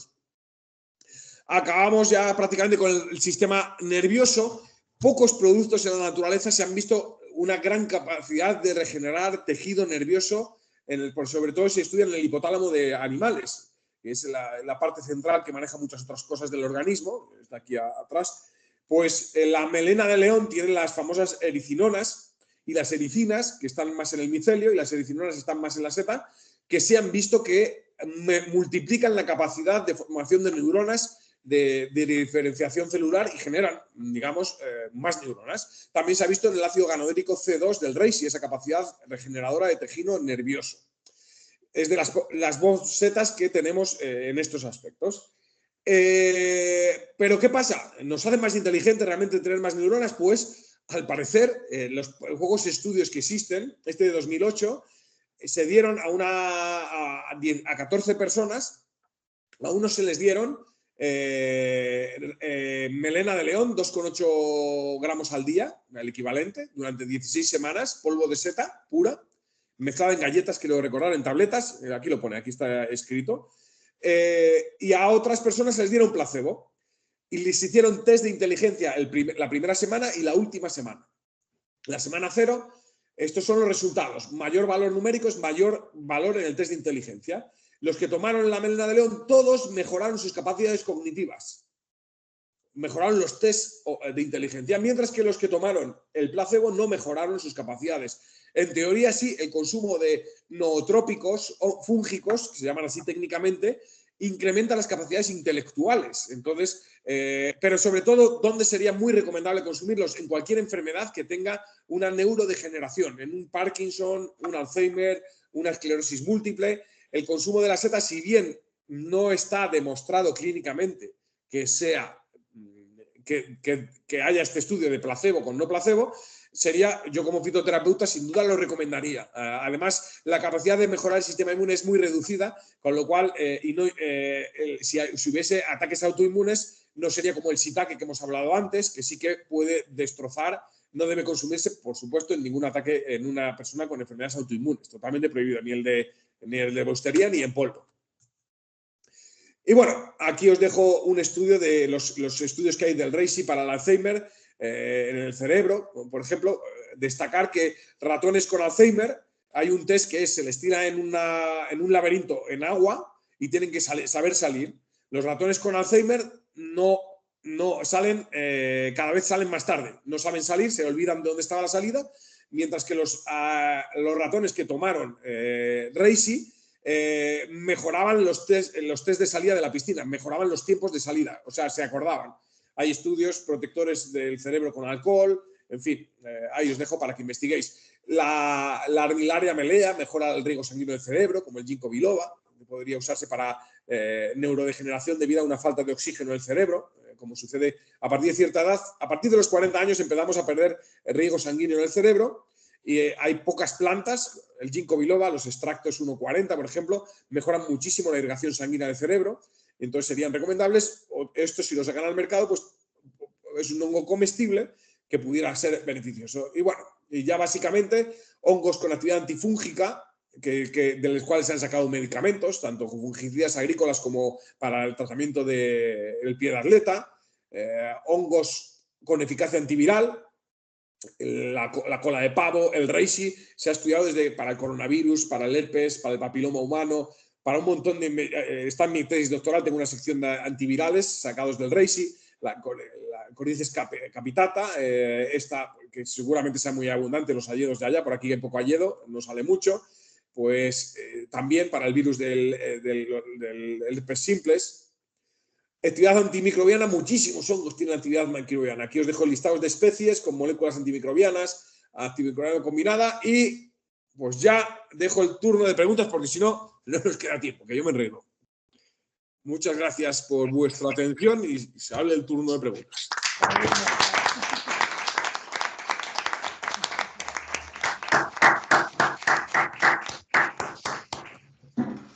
Personalmente estoy un poco alucinado. Sí que hay que repasarlo para aceptarlo, pero la verdad es que ha sido una pasada, ¿eh? Te lo has currado mucho, ¿eh? O sea... Gracias. Bueno, como es mi especialidad no me ha costado, la verdad. Muchas gracias. Bueno, no sé si tenéis alguna pregunta o... Yo sí tengo un par de preguntillas, si puede ser. A ver, Inma, dime. No, soy Puri. Ah, eres Puri, vale, pero pensaba que eras Inma. Sí. Soy Puri. Bueno, nos hemos hecho fan auténticas de la Ganoderma, por supuesto. Creo que a partir de ahora voy a salir al monte solo a por Ganoderma. Una preguntita respecto a eso. ¿Cualquier parte de la seta de la Ganoderma es eficaz? ¿O tiene la misma eficacia? ¿O? No, para nada. De hecho, una de las cosas que comparo en mi tesis doctoral es la composición química en antioxidantes, en proteínas inmunomoduladoras, del sombrero respecto al pie. En Japón cultivan solo pies, lo que llaman el Rokaku Reishi, que dicen que es lo mejor. Y lo que yo he demostrado en mi tesis doctoral es que puede ser mejor para algunas cosas, pero mucho peor para otras. Los antioxidantes, es mucho más antioxidante el sombrero que el pie. Recordemos que el pie de casi todas las setas tiene mucha fibra. ¿Para qué le sirve a una seta al pie? Para separarse del suelo y lanzar las esporas al aire. Entonces no invierte muchas proteínas, por ejemplo, proteínas inmunomoduladoras que mejoran la formación de células de defensa, casi no hay en el pie, hay muy poco. Entonces, es muy buena pregunta. Si la coges entera, aprovecha entera porque es una tontería. El pie tiene muchos betaglucanos también, pero habría que ver cuáles son los inmunomoduladores, porque realmente betaglucano es el papel del váter. El papel del váter es 99% de betaglucanos. Y en internet te venden Reishis con 60% de betaglucanos, 40%. No, hay que fijarse en los betaglucanos 1316, que son un tipo de betaglucanos exclusivos que se tiñen con rojo de Congo, que es el que se usa muchísimo para microscopía, y hay una técnica de rojo de Congo para evaluar estos betaglucanos. La cosa es... se está acoplando. Aprovecha toda la seta, aunque cada parte de la seta sea distinta. Y ya no hablamos nada de las esporas. Las esporas, por ejemplo, tienen muchísimas moléculas relajantes para ayudar en el sueño. El reishi funciona muy bien para el sueño, pero las esporas es muchísimo más.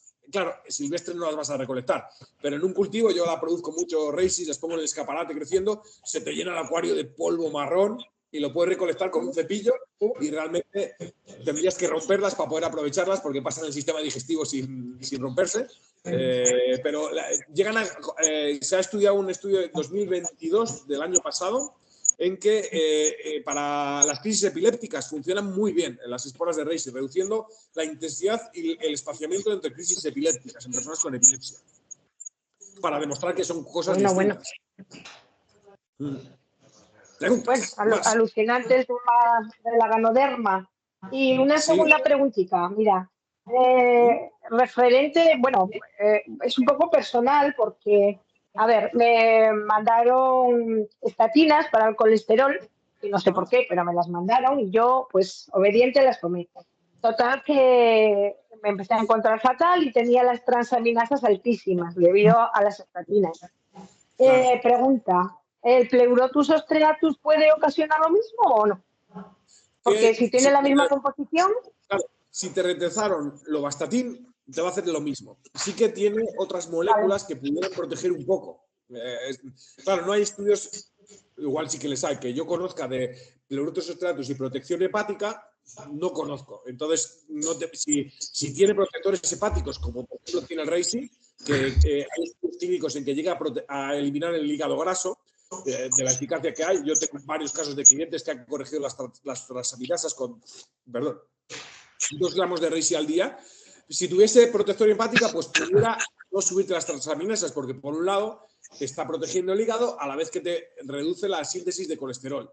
Pero no me atrevería a decirlo. Lo más probable es que si te dio esa reacción inflamatoria, que también lo haga. El Pleurotus no es una lista de hepatoprotectora desde mi conocimiento. Igual me estoy equivocando con lo que sé. Y lo mismo, tampoco tomes la levadura roja, que lo venden en herboristerías para el colesterol, porque la levadura roja, que es una especie de género que tiene manacolina, es de género Monascus, es un hongo que genera lovastatina, de nuevo, lo mismo. Entonces, también te puede provocar eso. Lo que yo me tomaría para una reducción de colesterol, pues si es, pues yo me tomaría, por supuesto, Reishi, pero por ejemplo, cúrcuma, extractos de té verde, que son cúrcuma con pimienta, que es altísimo poder antioxidante para proteger el tejido vascular, digamos, irnos a ese aspecto protector. Si es un colesterol originado por la edad, a medida que vamos creciendo, en nuestro hígado hay un sensor de colesterol. Unos como en el termostato de casa, tenemos un termostato de colesterol, y a medida que vamos creciendo van desapareciendo esos termostatos y entonces podemos identificar mal el colesterol sanguíneo y por ello nos crece. Pero no quiere decir que sea malo. Si tú no tienes daños arteriales, el colesterol no se te va a pegar a las arterias y puedes tener 300 de colesterol, como tiene el padre de un amigo que ya tiene casi 70 años y lleva desde niño con 300 de colesterol y no pasaría nada. El problema es cuando empieza a haber daños arteriales, el colesterol se empieza a pegar a las arterias y llega un momento en que se puede desprender la placa de colesterol y girar y bloquear el flujo de sangre. Y ahí es donde llega un ictus o un problema, una trombosis. Pero para llegar a eso realmente hay que ser muy malo en la dieta. Bueno, el colesterol también se soluciona haciendo ejercicio, por supuesto. Y desde luego lo que tengo clarísimo es que cada vez los niveles de colesterol, la cifra ha disminuido por algunos intereses. De 240 ya están 280. Exacto. Así que ejercicio y bueno. La corteza de gracejo tiene una sustancia que se llama...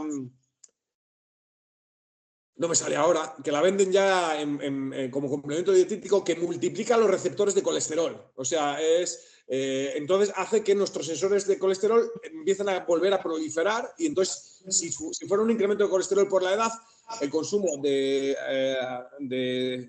que tiene un nombre, frangulina, no me acuerdo ahora. La formación de receptores de colesterol. Y podría corregir un colesterol debido a un colesterol genético por falta de receptores, por ejemplo. ¿Preguntas? Solo quería añadir una cosa. Como estáis hablando tanto del Reishi y de las poliporáceas, antes has hecho mención de un tratamiento de los afiloforales, bueno, los yesqueros en general, por la presencia de huevos y tal. Desde hace un tiempo, por unas circunstancias, me dedico mucho a observar los himenios y lo que quiero advertir es que todos los poliporáceos están petados últimamente de garrapatas. Los poros de los trametes, de las ganodermas de campo, no de las ganodermas cultivadas, es una pasada la cantidad de garrapatas, además de otros microbichitos, bueno, no tan micros que se ven con lupa, pero me he entretenido haciendo vídeos de garrapatas que entran y sales porque buscan un refugio de humedad y eso, Claro. que además en cuanto los ves con la luz se meten para adentro y cuando las apagas salen. Con lo cual, teniendo en cuenta que hoy en día las garrapatas es un peligro por la transmisión de enfermedades, laimes y otras cosas, creo que sería bueno advertir de un tratamiento previo y no consumirlo todos estos afiloforales naturales, como la cola de pavo, la ganoderma, las grífolas y todas estas que salen a nivel de suelo, porque entre otras cosas las garrapatas, la mayor parte, estoy hablando de las garrapatas chiquititas, unas marrones chiquitinas, que desconozco el nombre de la garrapata, hasta ahí ya no me llega, pero no unas más grandes de oveja y de perros, que eso. Pero esas chiquitinas caen de los árboles, pero luego trepan a las setas donde encuentran la humedad para refugiarse. Y entonces están llenas. Si las observáis y les deis la vuelta y os entretenéis a ver con un estereomicroscopio, es una pasada, lo que sé. Con lo cual, bueno, advierto que hagáis el tratamiento de esterilizar eso. ¿No? Interesante. Antonio tiene otra consulta, no sé si está por ahí, lo ha escrito en el chat, no sé si quiere hablar o lo digo yo. No sé si está. Bueno, dice, ¿cuál es la dosis de Reishi recomendada solo para mantenimiento? Es decir, ¿se puede tomar a diario aunque no se tenga una enfermedad diagnosticada? Claro, al tener tantos antioxidantes que se han visto protectores en diabetes, en sistema circulatorio, en el sistema renal, hay una investigación del 2021 que solo coge todas las publicaciones que hay de protección renal del Reishi o protección hepática. Por algo lo llamaban el hongo de la longevidad o de la eternidad, el Linzi, hongo espiritual, o Reishi, creo que es Reishi el hongo espiritual, Linzi. Bueno, la cosa es que el consumo de Reishi es totalmente recomendado. Y además es que cantidades de 1 a 3 gramos al día de polvo micromolido, lo puedes tomar siempre. No hay ningún problema, no hace falta descansar. El mecanismo inmunológico es tan natural, o sea, tú te chupas el dedo y nuestro sistema intestinal detecta las bacterias que hay y según lo que has metido en el estómago, activa o no las defensas. Lo mismo sucede con el Reishi. El mecanismo es, te detecta el intestino y genera defensas. No es como los inmunomoduladores de farmacia, que te les tomas y tengas lo que tengas, generan la multiplicación de células en la médula ósea y eso puede crear dependencia. La equinacia, por ejemplo, que se lo toma mucha gente en invierno, no debe tomarse más de un mes seguido, porque puede crear un efecto reboque. Cuando dejas de tomar el equinacia, te bajan las defensas. En el Reishi, el mecanismo es tan natural que puedes tomarlo toda la vida, el mecanismo inmunológico. Y la parte protectora de antioxidantes, pues es como el zumo de naranja que se toma la gente por la mañana. Hay mucha gente que se toma un zumo de naranja o un té verde y tiene sus propiedades protectoras. Y si no lo tomas no pasa nada, pero si lo tomas vas a tener ese plus de moléculas protectoras en el cuerpo. De 1 a 3 gramos toda la vida. Más de 3 gramos, si es de mala calidad el Reishi, sí, te van a recomendar en los productos a 8 gramos. En algunos productos del mercado te dicen de 6 a 12 gramos al día de producto. Pues eso es un Reishi que es una basura. Porque con 1 gramo al día la gente ya tiene beneficios, o sea, un poquito de polvo, de nada. Buena pregunta. Soy Miguel Urra. Yo quería hacerte la siguiente pregunta. Me ha encantado tu charla, vamos, me ha visto un montón de cosas. Gracias. Me han parecido muy interesantes. Quería hacerte la siguiente pregunta. A la luz de todo esto que nos has explicado, ¿qué podríamos incorporar a nuestros hábitos de vida como normas interesantes a tomar como hábitos, digamos? A ver. Fíjate, respecto de plantas se me ocurren muchas cosas. Respecto de hongos, yo tomaría a partir de cierta edad un poco de melena de león para las capacidades cognitivas. Aunque realmente la forma de nosotros es están apuntando. A ver, espera, que si no... Como protector general del cuerpo, sin duda, de 1 a 3 gramos de reishi. Eso es, para mí, es el hongo más completo porque actúa por tantas vías distintas y siempre se ha visto positivo. O sea, sí que salió el año pasado, hace 2 años, una alerta sanitaria de la OCU, la puedes buscar en internet, diciendo: cuidado con este producto que es peligrosísimo para los diabéticos y para la gente que tiene anticoagulantes, el reishi. Miras y claro, ¿por qué puede dar problemas en un diabético? Porque funciona tan bien para la diabetes que si tú te empiezas a tomar reishi de golpe, te puedes equilibrar la glucosa. Es una ventaja, no es un inconveniente. Y el anticoagulante, el reishi puro, no tiene poder anticoagulante hasta 2 gramos al día con total seguridad. Estudios en nuestro reishi se evaluó para 6 gramos al día y no provocó tampoco ningún problema de coagulación. Pero resulta que el micelio de reishi, el micelio, no la seta, sí que tiene estudios de que 700 miligramos alteran muchísimo la coagulación sanguínea. Han mezclado todo, han hecho un batiburrillo y sacaron una alerta sanitaria infundada, totalmente infundada, porque ninguna de las dos cosas era verdad. Me llamaron de Canal Málaga como especialista y la entrevista la colgué en mi canal, hablé de por qué sucedía con el reishi. En fin, la verdad es que me impactó bastante que dijeran eso del reishi cuando es de los hongos, desde mi punto de vista, tengo clientes que llevan 7 años consumiendo reishi todos los días.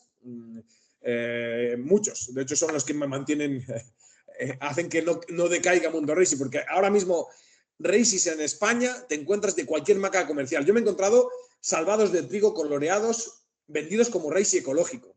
Me he encontrado reishis que les hueles y huelen a flores, en que les han sacado los principios activos, en China, lógicamente, y envían polvo de seta sin nada aquí en España y lo venden con certificación ecológica. No digo marcas, pero multitud de marcas tienen. La estadística que existe en China de 1 de cada 4 reishis es falso. Existe en Estados Unidos, lo tengo publicado en mi página web. Si entras en Mundo Reishi y pones Estados Unidos, 1 de cada 4 productos etiquetados como Ganoderma lucido en Estados Unidos no tienen lo que pone en la etiqueta. Y en España está peor. En España, claro, te encuentras reishis de 100 gramos por 18 euros, 15 euros. Eso yo directamente, al precio que me lo suministran a mí, y llevo muchos años, llevo 14 años trabajando con reishi, es muy probable que no sea reishi. Y por eso la gente dice: yo es que me tomo reishi y no me funciona. Mira a ver si estás tomando reishi, claro. ¿Cómo me he enredado? No sé cómo he divagado hasta eso. Bueno, pues entonces, ¿qué de plantas? Por ejemplo, una cosa muy, muy sencilla que mejora muchísimo el estado inflamatorio del cuerpo y mejora un montón de dolencias, reduce el colesterol, mejora enfermedades autoinmunes, es meter fibra en la alimentación. La fibra más probada es la inulina. La inulina te la venden en frascos de 300 gramos por 10 euros, te dura para varios meses. Y otras fibras vegetales, el psyllium yo lo recomiendo mucho, para síndrome de Crohn, por reducir inflamación, el glucomanano en el konjac. Cualquier tipo de fibra es fermentada por bacterias sanas de nuestro intestino y esas bacterias mejoran, incrementan la salud general del cuerpo. Te hacen ir mejor al baño, te reducen el colesterol porque esa fibra captura los jugos biliares que luego eliminamos por el excrementos, y los jugos biliares se generan por un 90% de colesterol. Entonces, yo por ejemplo meto fibra, tengo 3 niños, el mayor es de 7 años, les meto fibra ya en la dieta, en la leche todas las mañanas, porque deberíamos tomar en torno a 20-25 gramos de fibra al día, y tú miras la fibra que metes en tu alimentación y estás de 10 gramos para abajo la mayoría de la gente. Eso hace que las bacterias naturales de nuestro organismo vayan muriéndose, las que son buenas, y vayan apareciendo otras, como la famosa bacteria que fermenta la carne y que genera cáncer de colon. El cáncer de colon salió una alerta hace 8 años diciendo: a la altura del tabaco, casi en la carne rojas, generan cáncer y están metidas en la lista de precursores de cáncer. No es la carne roja, no. Se ha visto hace un par de años que las carnes rojas incrementan un tipo de bacterias malas de nuestro colon, y esas bacterias generan unas sustancias que generan cáncer de colon. Entonces, hay que alimentar nuestra microbiota y pensar en ella también durante el día. Antiguamente se comían aquí en Palencia más de 100 plantas silvestres, las catalogó Juan Andrés Soria, que era mi jefe cuando trabajaba en la cátedra de micología, donde estuve 8 años trabajando en la universidad, ahí. Y hizo un catálogo y acederas, diente de león, bueno, un montón de plantas se metían en nuestra alimentación y cuando analizas químicamente te das cuenta de que el porcentaje de fibra en esas plantas es enorme. Y eso mantenía una flora intestinal sana y reducía mucho nuestra inflamación en el cuerpo. Entonces, bueno, ya hemos visto que las setas también son potentes, son setas puras con fibra, no extractos que carecen de fibra. La gente se va a los extractos cuando muchas veces la seta, 1 gramo de seta de reishi tiene a veces más efectividad que los extractos que te ven en el mercado 20-1, 40-1, porque concentran muchísimas más moléculas más variadas, aunque en pequeña cantidad, pero ya activa para el cuerpo, que un extracto que concentra mucho de poco. Concentra muchísimo unas pocas moléculas y entonces se reduce mucho la actividad global en el organismo. Por eso digo que un buen reishi puro pienso que puede ser lo que yo tomo desde que empecé con Mundo Reishi, aunque a veces se me olvida por los estrés, y meter fibra en la dieta. Personalmente la inulina y el psyllium son las que yo considero más interesantes. Muchas gracias. ¿Y qué infusiones tomaríamos? Infusiones. Muchas de las aromáticas que hay hoy en día, romero, menta, bueno, menta no es una planta aromática. En el sistema digestivo hay muchísima salud del cuerpo. El 70% de los cánceres viene de alimentación. En un curso que hice de nutrición y oncología en la Universidad de Barcelona hace ya unos años, estaba esa cifra, decían, el 70% de nuestros tumores procede de la alimentación. Lo mejor es prevenir incorporando en la dieta a alimentos que nutran nuestra microbiota, ya hemos hablado de ello, tanto hongo como plantas, como sustancias antioxidantes. Muchas de las especias que tenemos hoy en día, por ejemplo, la cúrcuma es un potente antiinflamatorio al nivel del ibuprofeno. O sea, es curioso que hay estudios de ibuprofeno versus curcuminoides de la cúrcuma y tienen el mismo reducción de inflamación en tejidos humanos, reducción de dolencias y molestias, y es una cosa que 1 kilo te vale 6 euros. Yo creo que le tengo a 6 euros en la tienda, que tengo una tiendita pequeña en Valencia, y tienes para tomar sin afectar al estómago, protegiendo el hígado, porque los antiinflamatorios normales y corrientes, el ibuprofeno y otros, acaban dañando el riñón, el estómago y el hígado. Mientras que la cúrcuma al revés, se le ha visto virtudes protectoras. Entonces, la cúrcuma es otro producto muy bueno, con un poquitín de pimienta que mejora hasta 20 veces la absorción de los curcuminoides, que son los principios activos, un 10%. Cúrcuma con pimienta, yo me lo tomo casi todos los días cuando hago mucho ejercicio. Bueno, cargar y subir a los niños que se te duermen o cualquier cosa que ya te resientes, pues en vez de darle al ibuprofeno de preventivo, yo me voy a 3 gramos de cúrcuma con un poco de pimienta y va fenomenal. Infusiones que habría tantas, yo iría más a...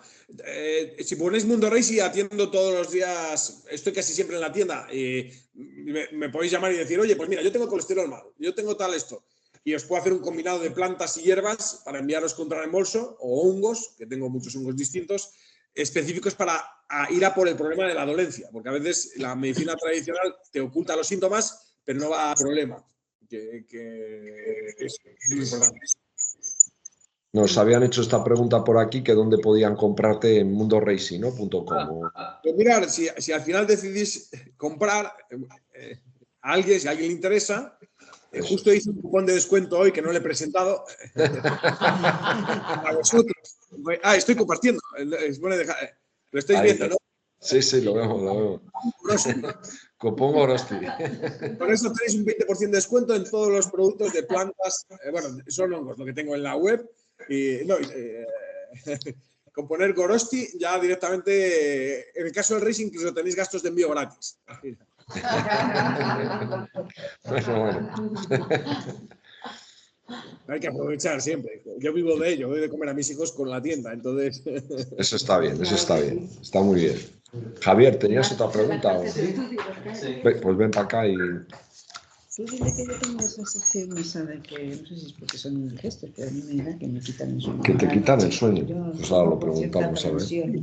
Hola Raúl, te quería hacer esta pregunta. Después de lo que ha dicho Luis, Los yesqueros y los trametes versicolor, que si tienen garrapatas, ¿cómo las esterilizamos y cuánto tiempo tiene que estar en el congelador a 18 grados bajo cero? Claro.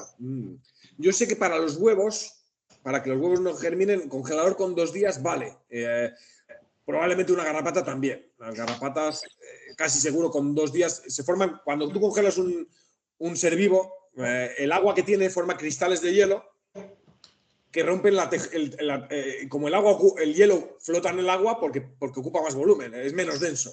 Entonces, esos cristales de hielo rompen el tejido del animal o del insecto o de la planta cuando congelas en vez de ultracongelar, y hacen que cuando lo descongeles, incluso una garrapata es posible que con solo la congelación de un día, ya al formarse cristales de hielo en su interior, rompas los tejidos y al descongelar esté muerta. Yo haría la prueba.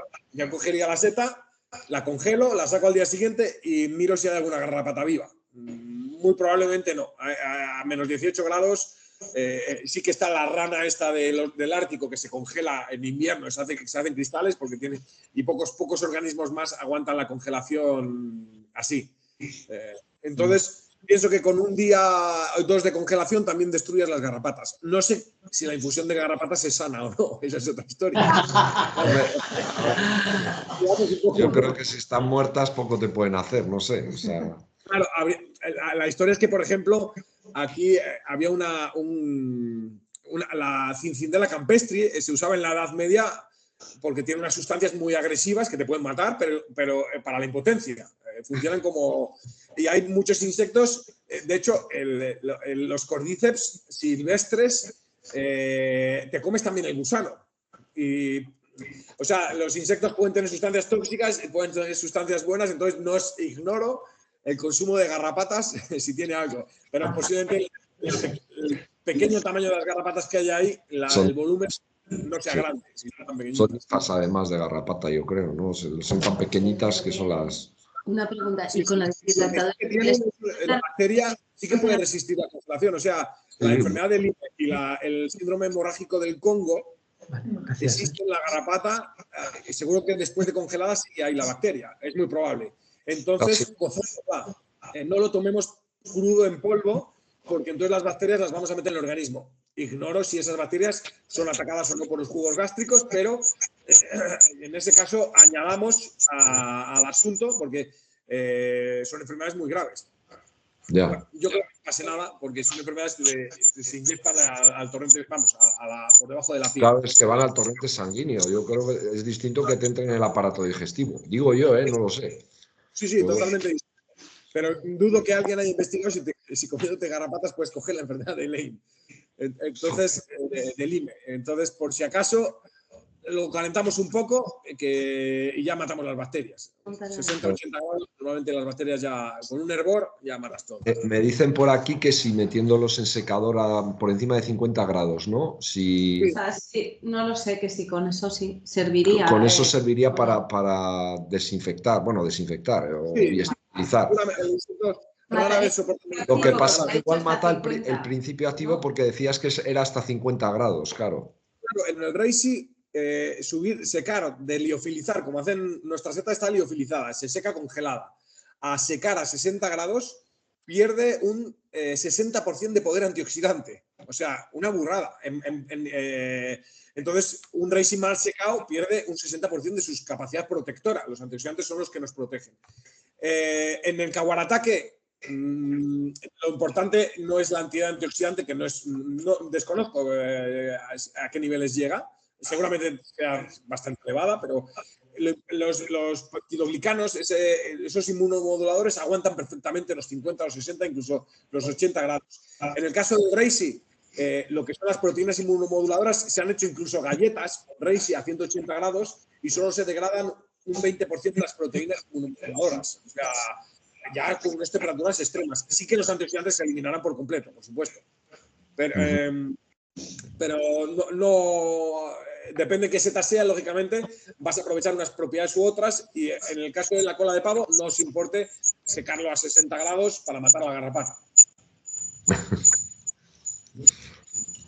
Bueno, no sé yo si... A ver, contra la sarcoidosis pulmonar, ¿aconsejáis Trametes versicolor? Me iría más a un Reishi, sin duda, porque con la Fundación Telefónica hay mucha investigación sobre tumores pulmonares y el Reishi es que tiene efectividad por varias vías distintas. En caso de tiene el ácido ganodérico T, tiene proteínas inmunomoduladoras, tiene betaglucanos inmunomoduladores, tiene tengo un informe que me escriba directamente, tengo un informe del uso del Reishi para el pulmón, para carcinomas pulmonares, entonces, o combinar los dos. Sí que el Kawara-Take va a ir bien por la mejora del sistema inmune, pero si el sarcoma se ha aislado del sistema inmune, el sistema inmune va a dar igual, mientras que el ácido ganodérico T puede que sí que funcione, no sé si me explico. Está más investigado uno que otro. Entonces yo me iría al más investigado sin duda. De 3 a 6 gramos. Bueno, pues no sé si hay nada más. Alucinados. O sea que muchas gracias, Raúl. Me alegro. Cualquier duda o consulta tenéis el teléfono de la tienda. Muy bien, muchas gracias. Venga, hasta luego. Gracias. Hasta luego. Adiós.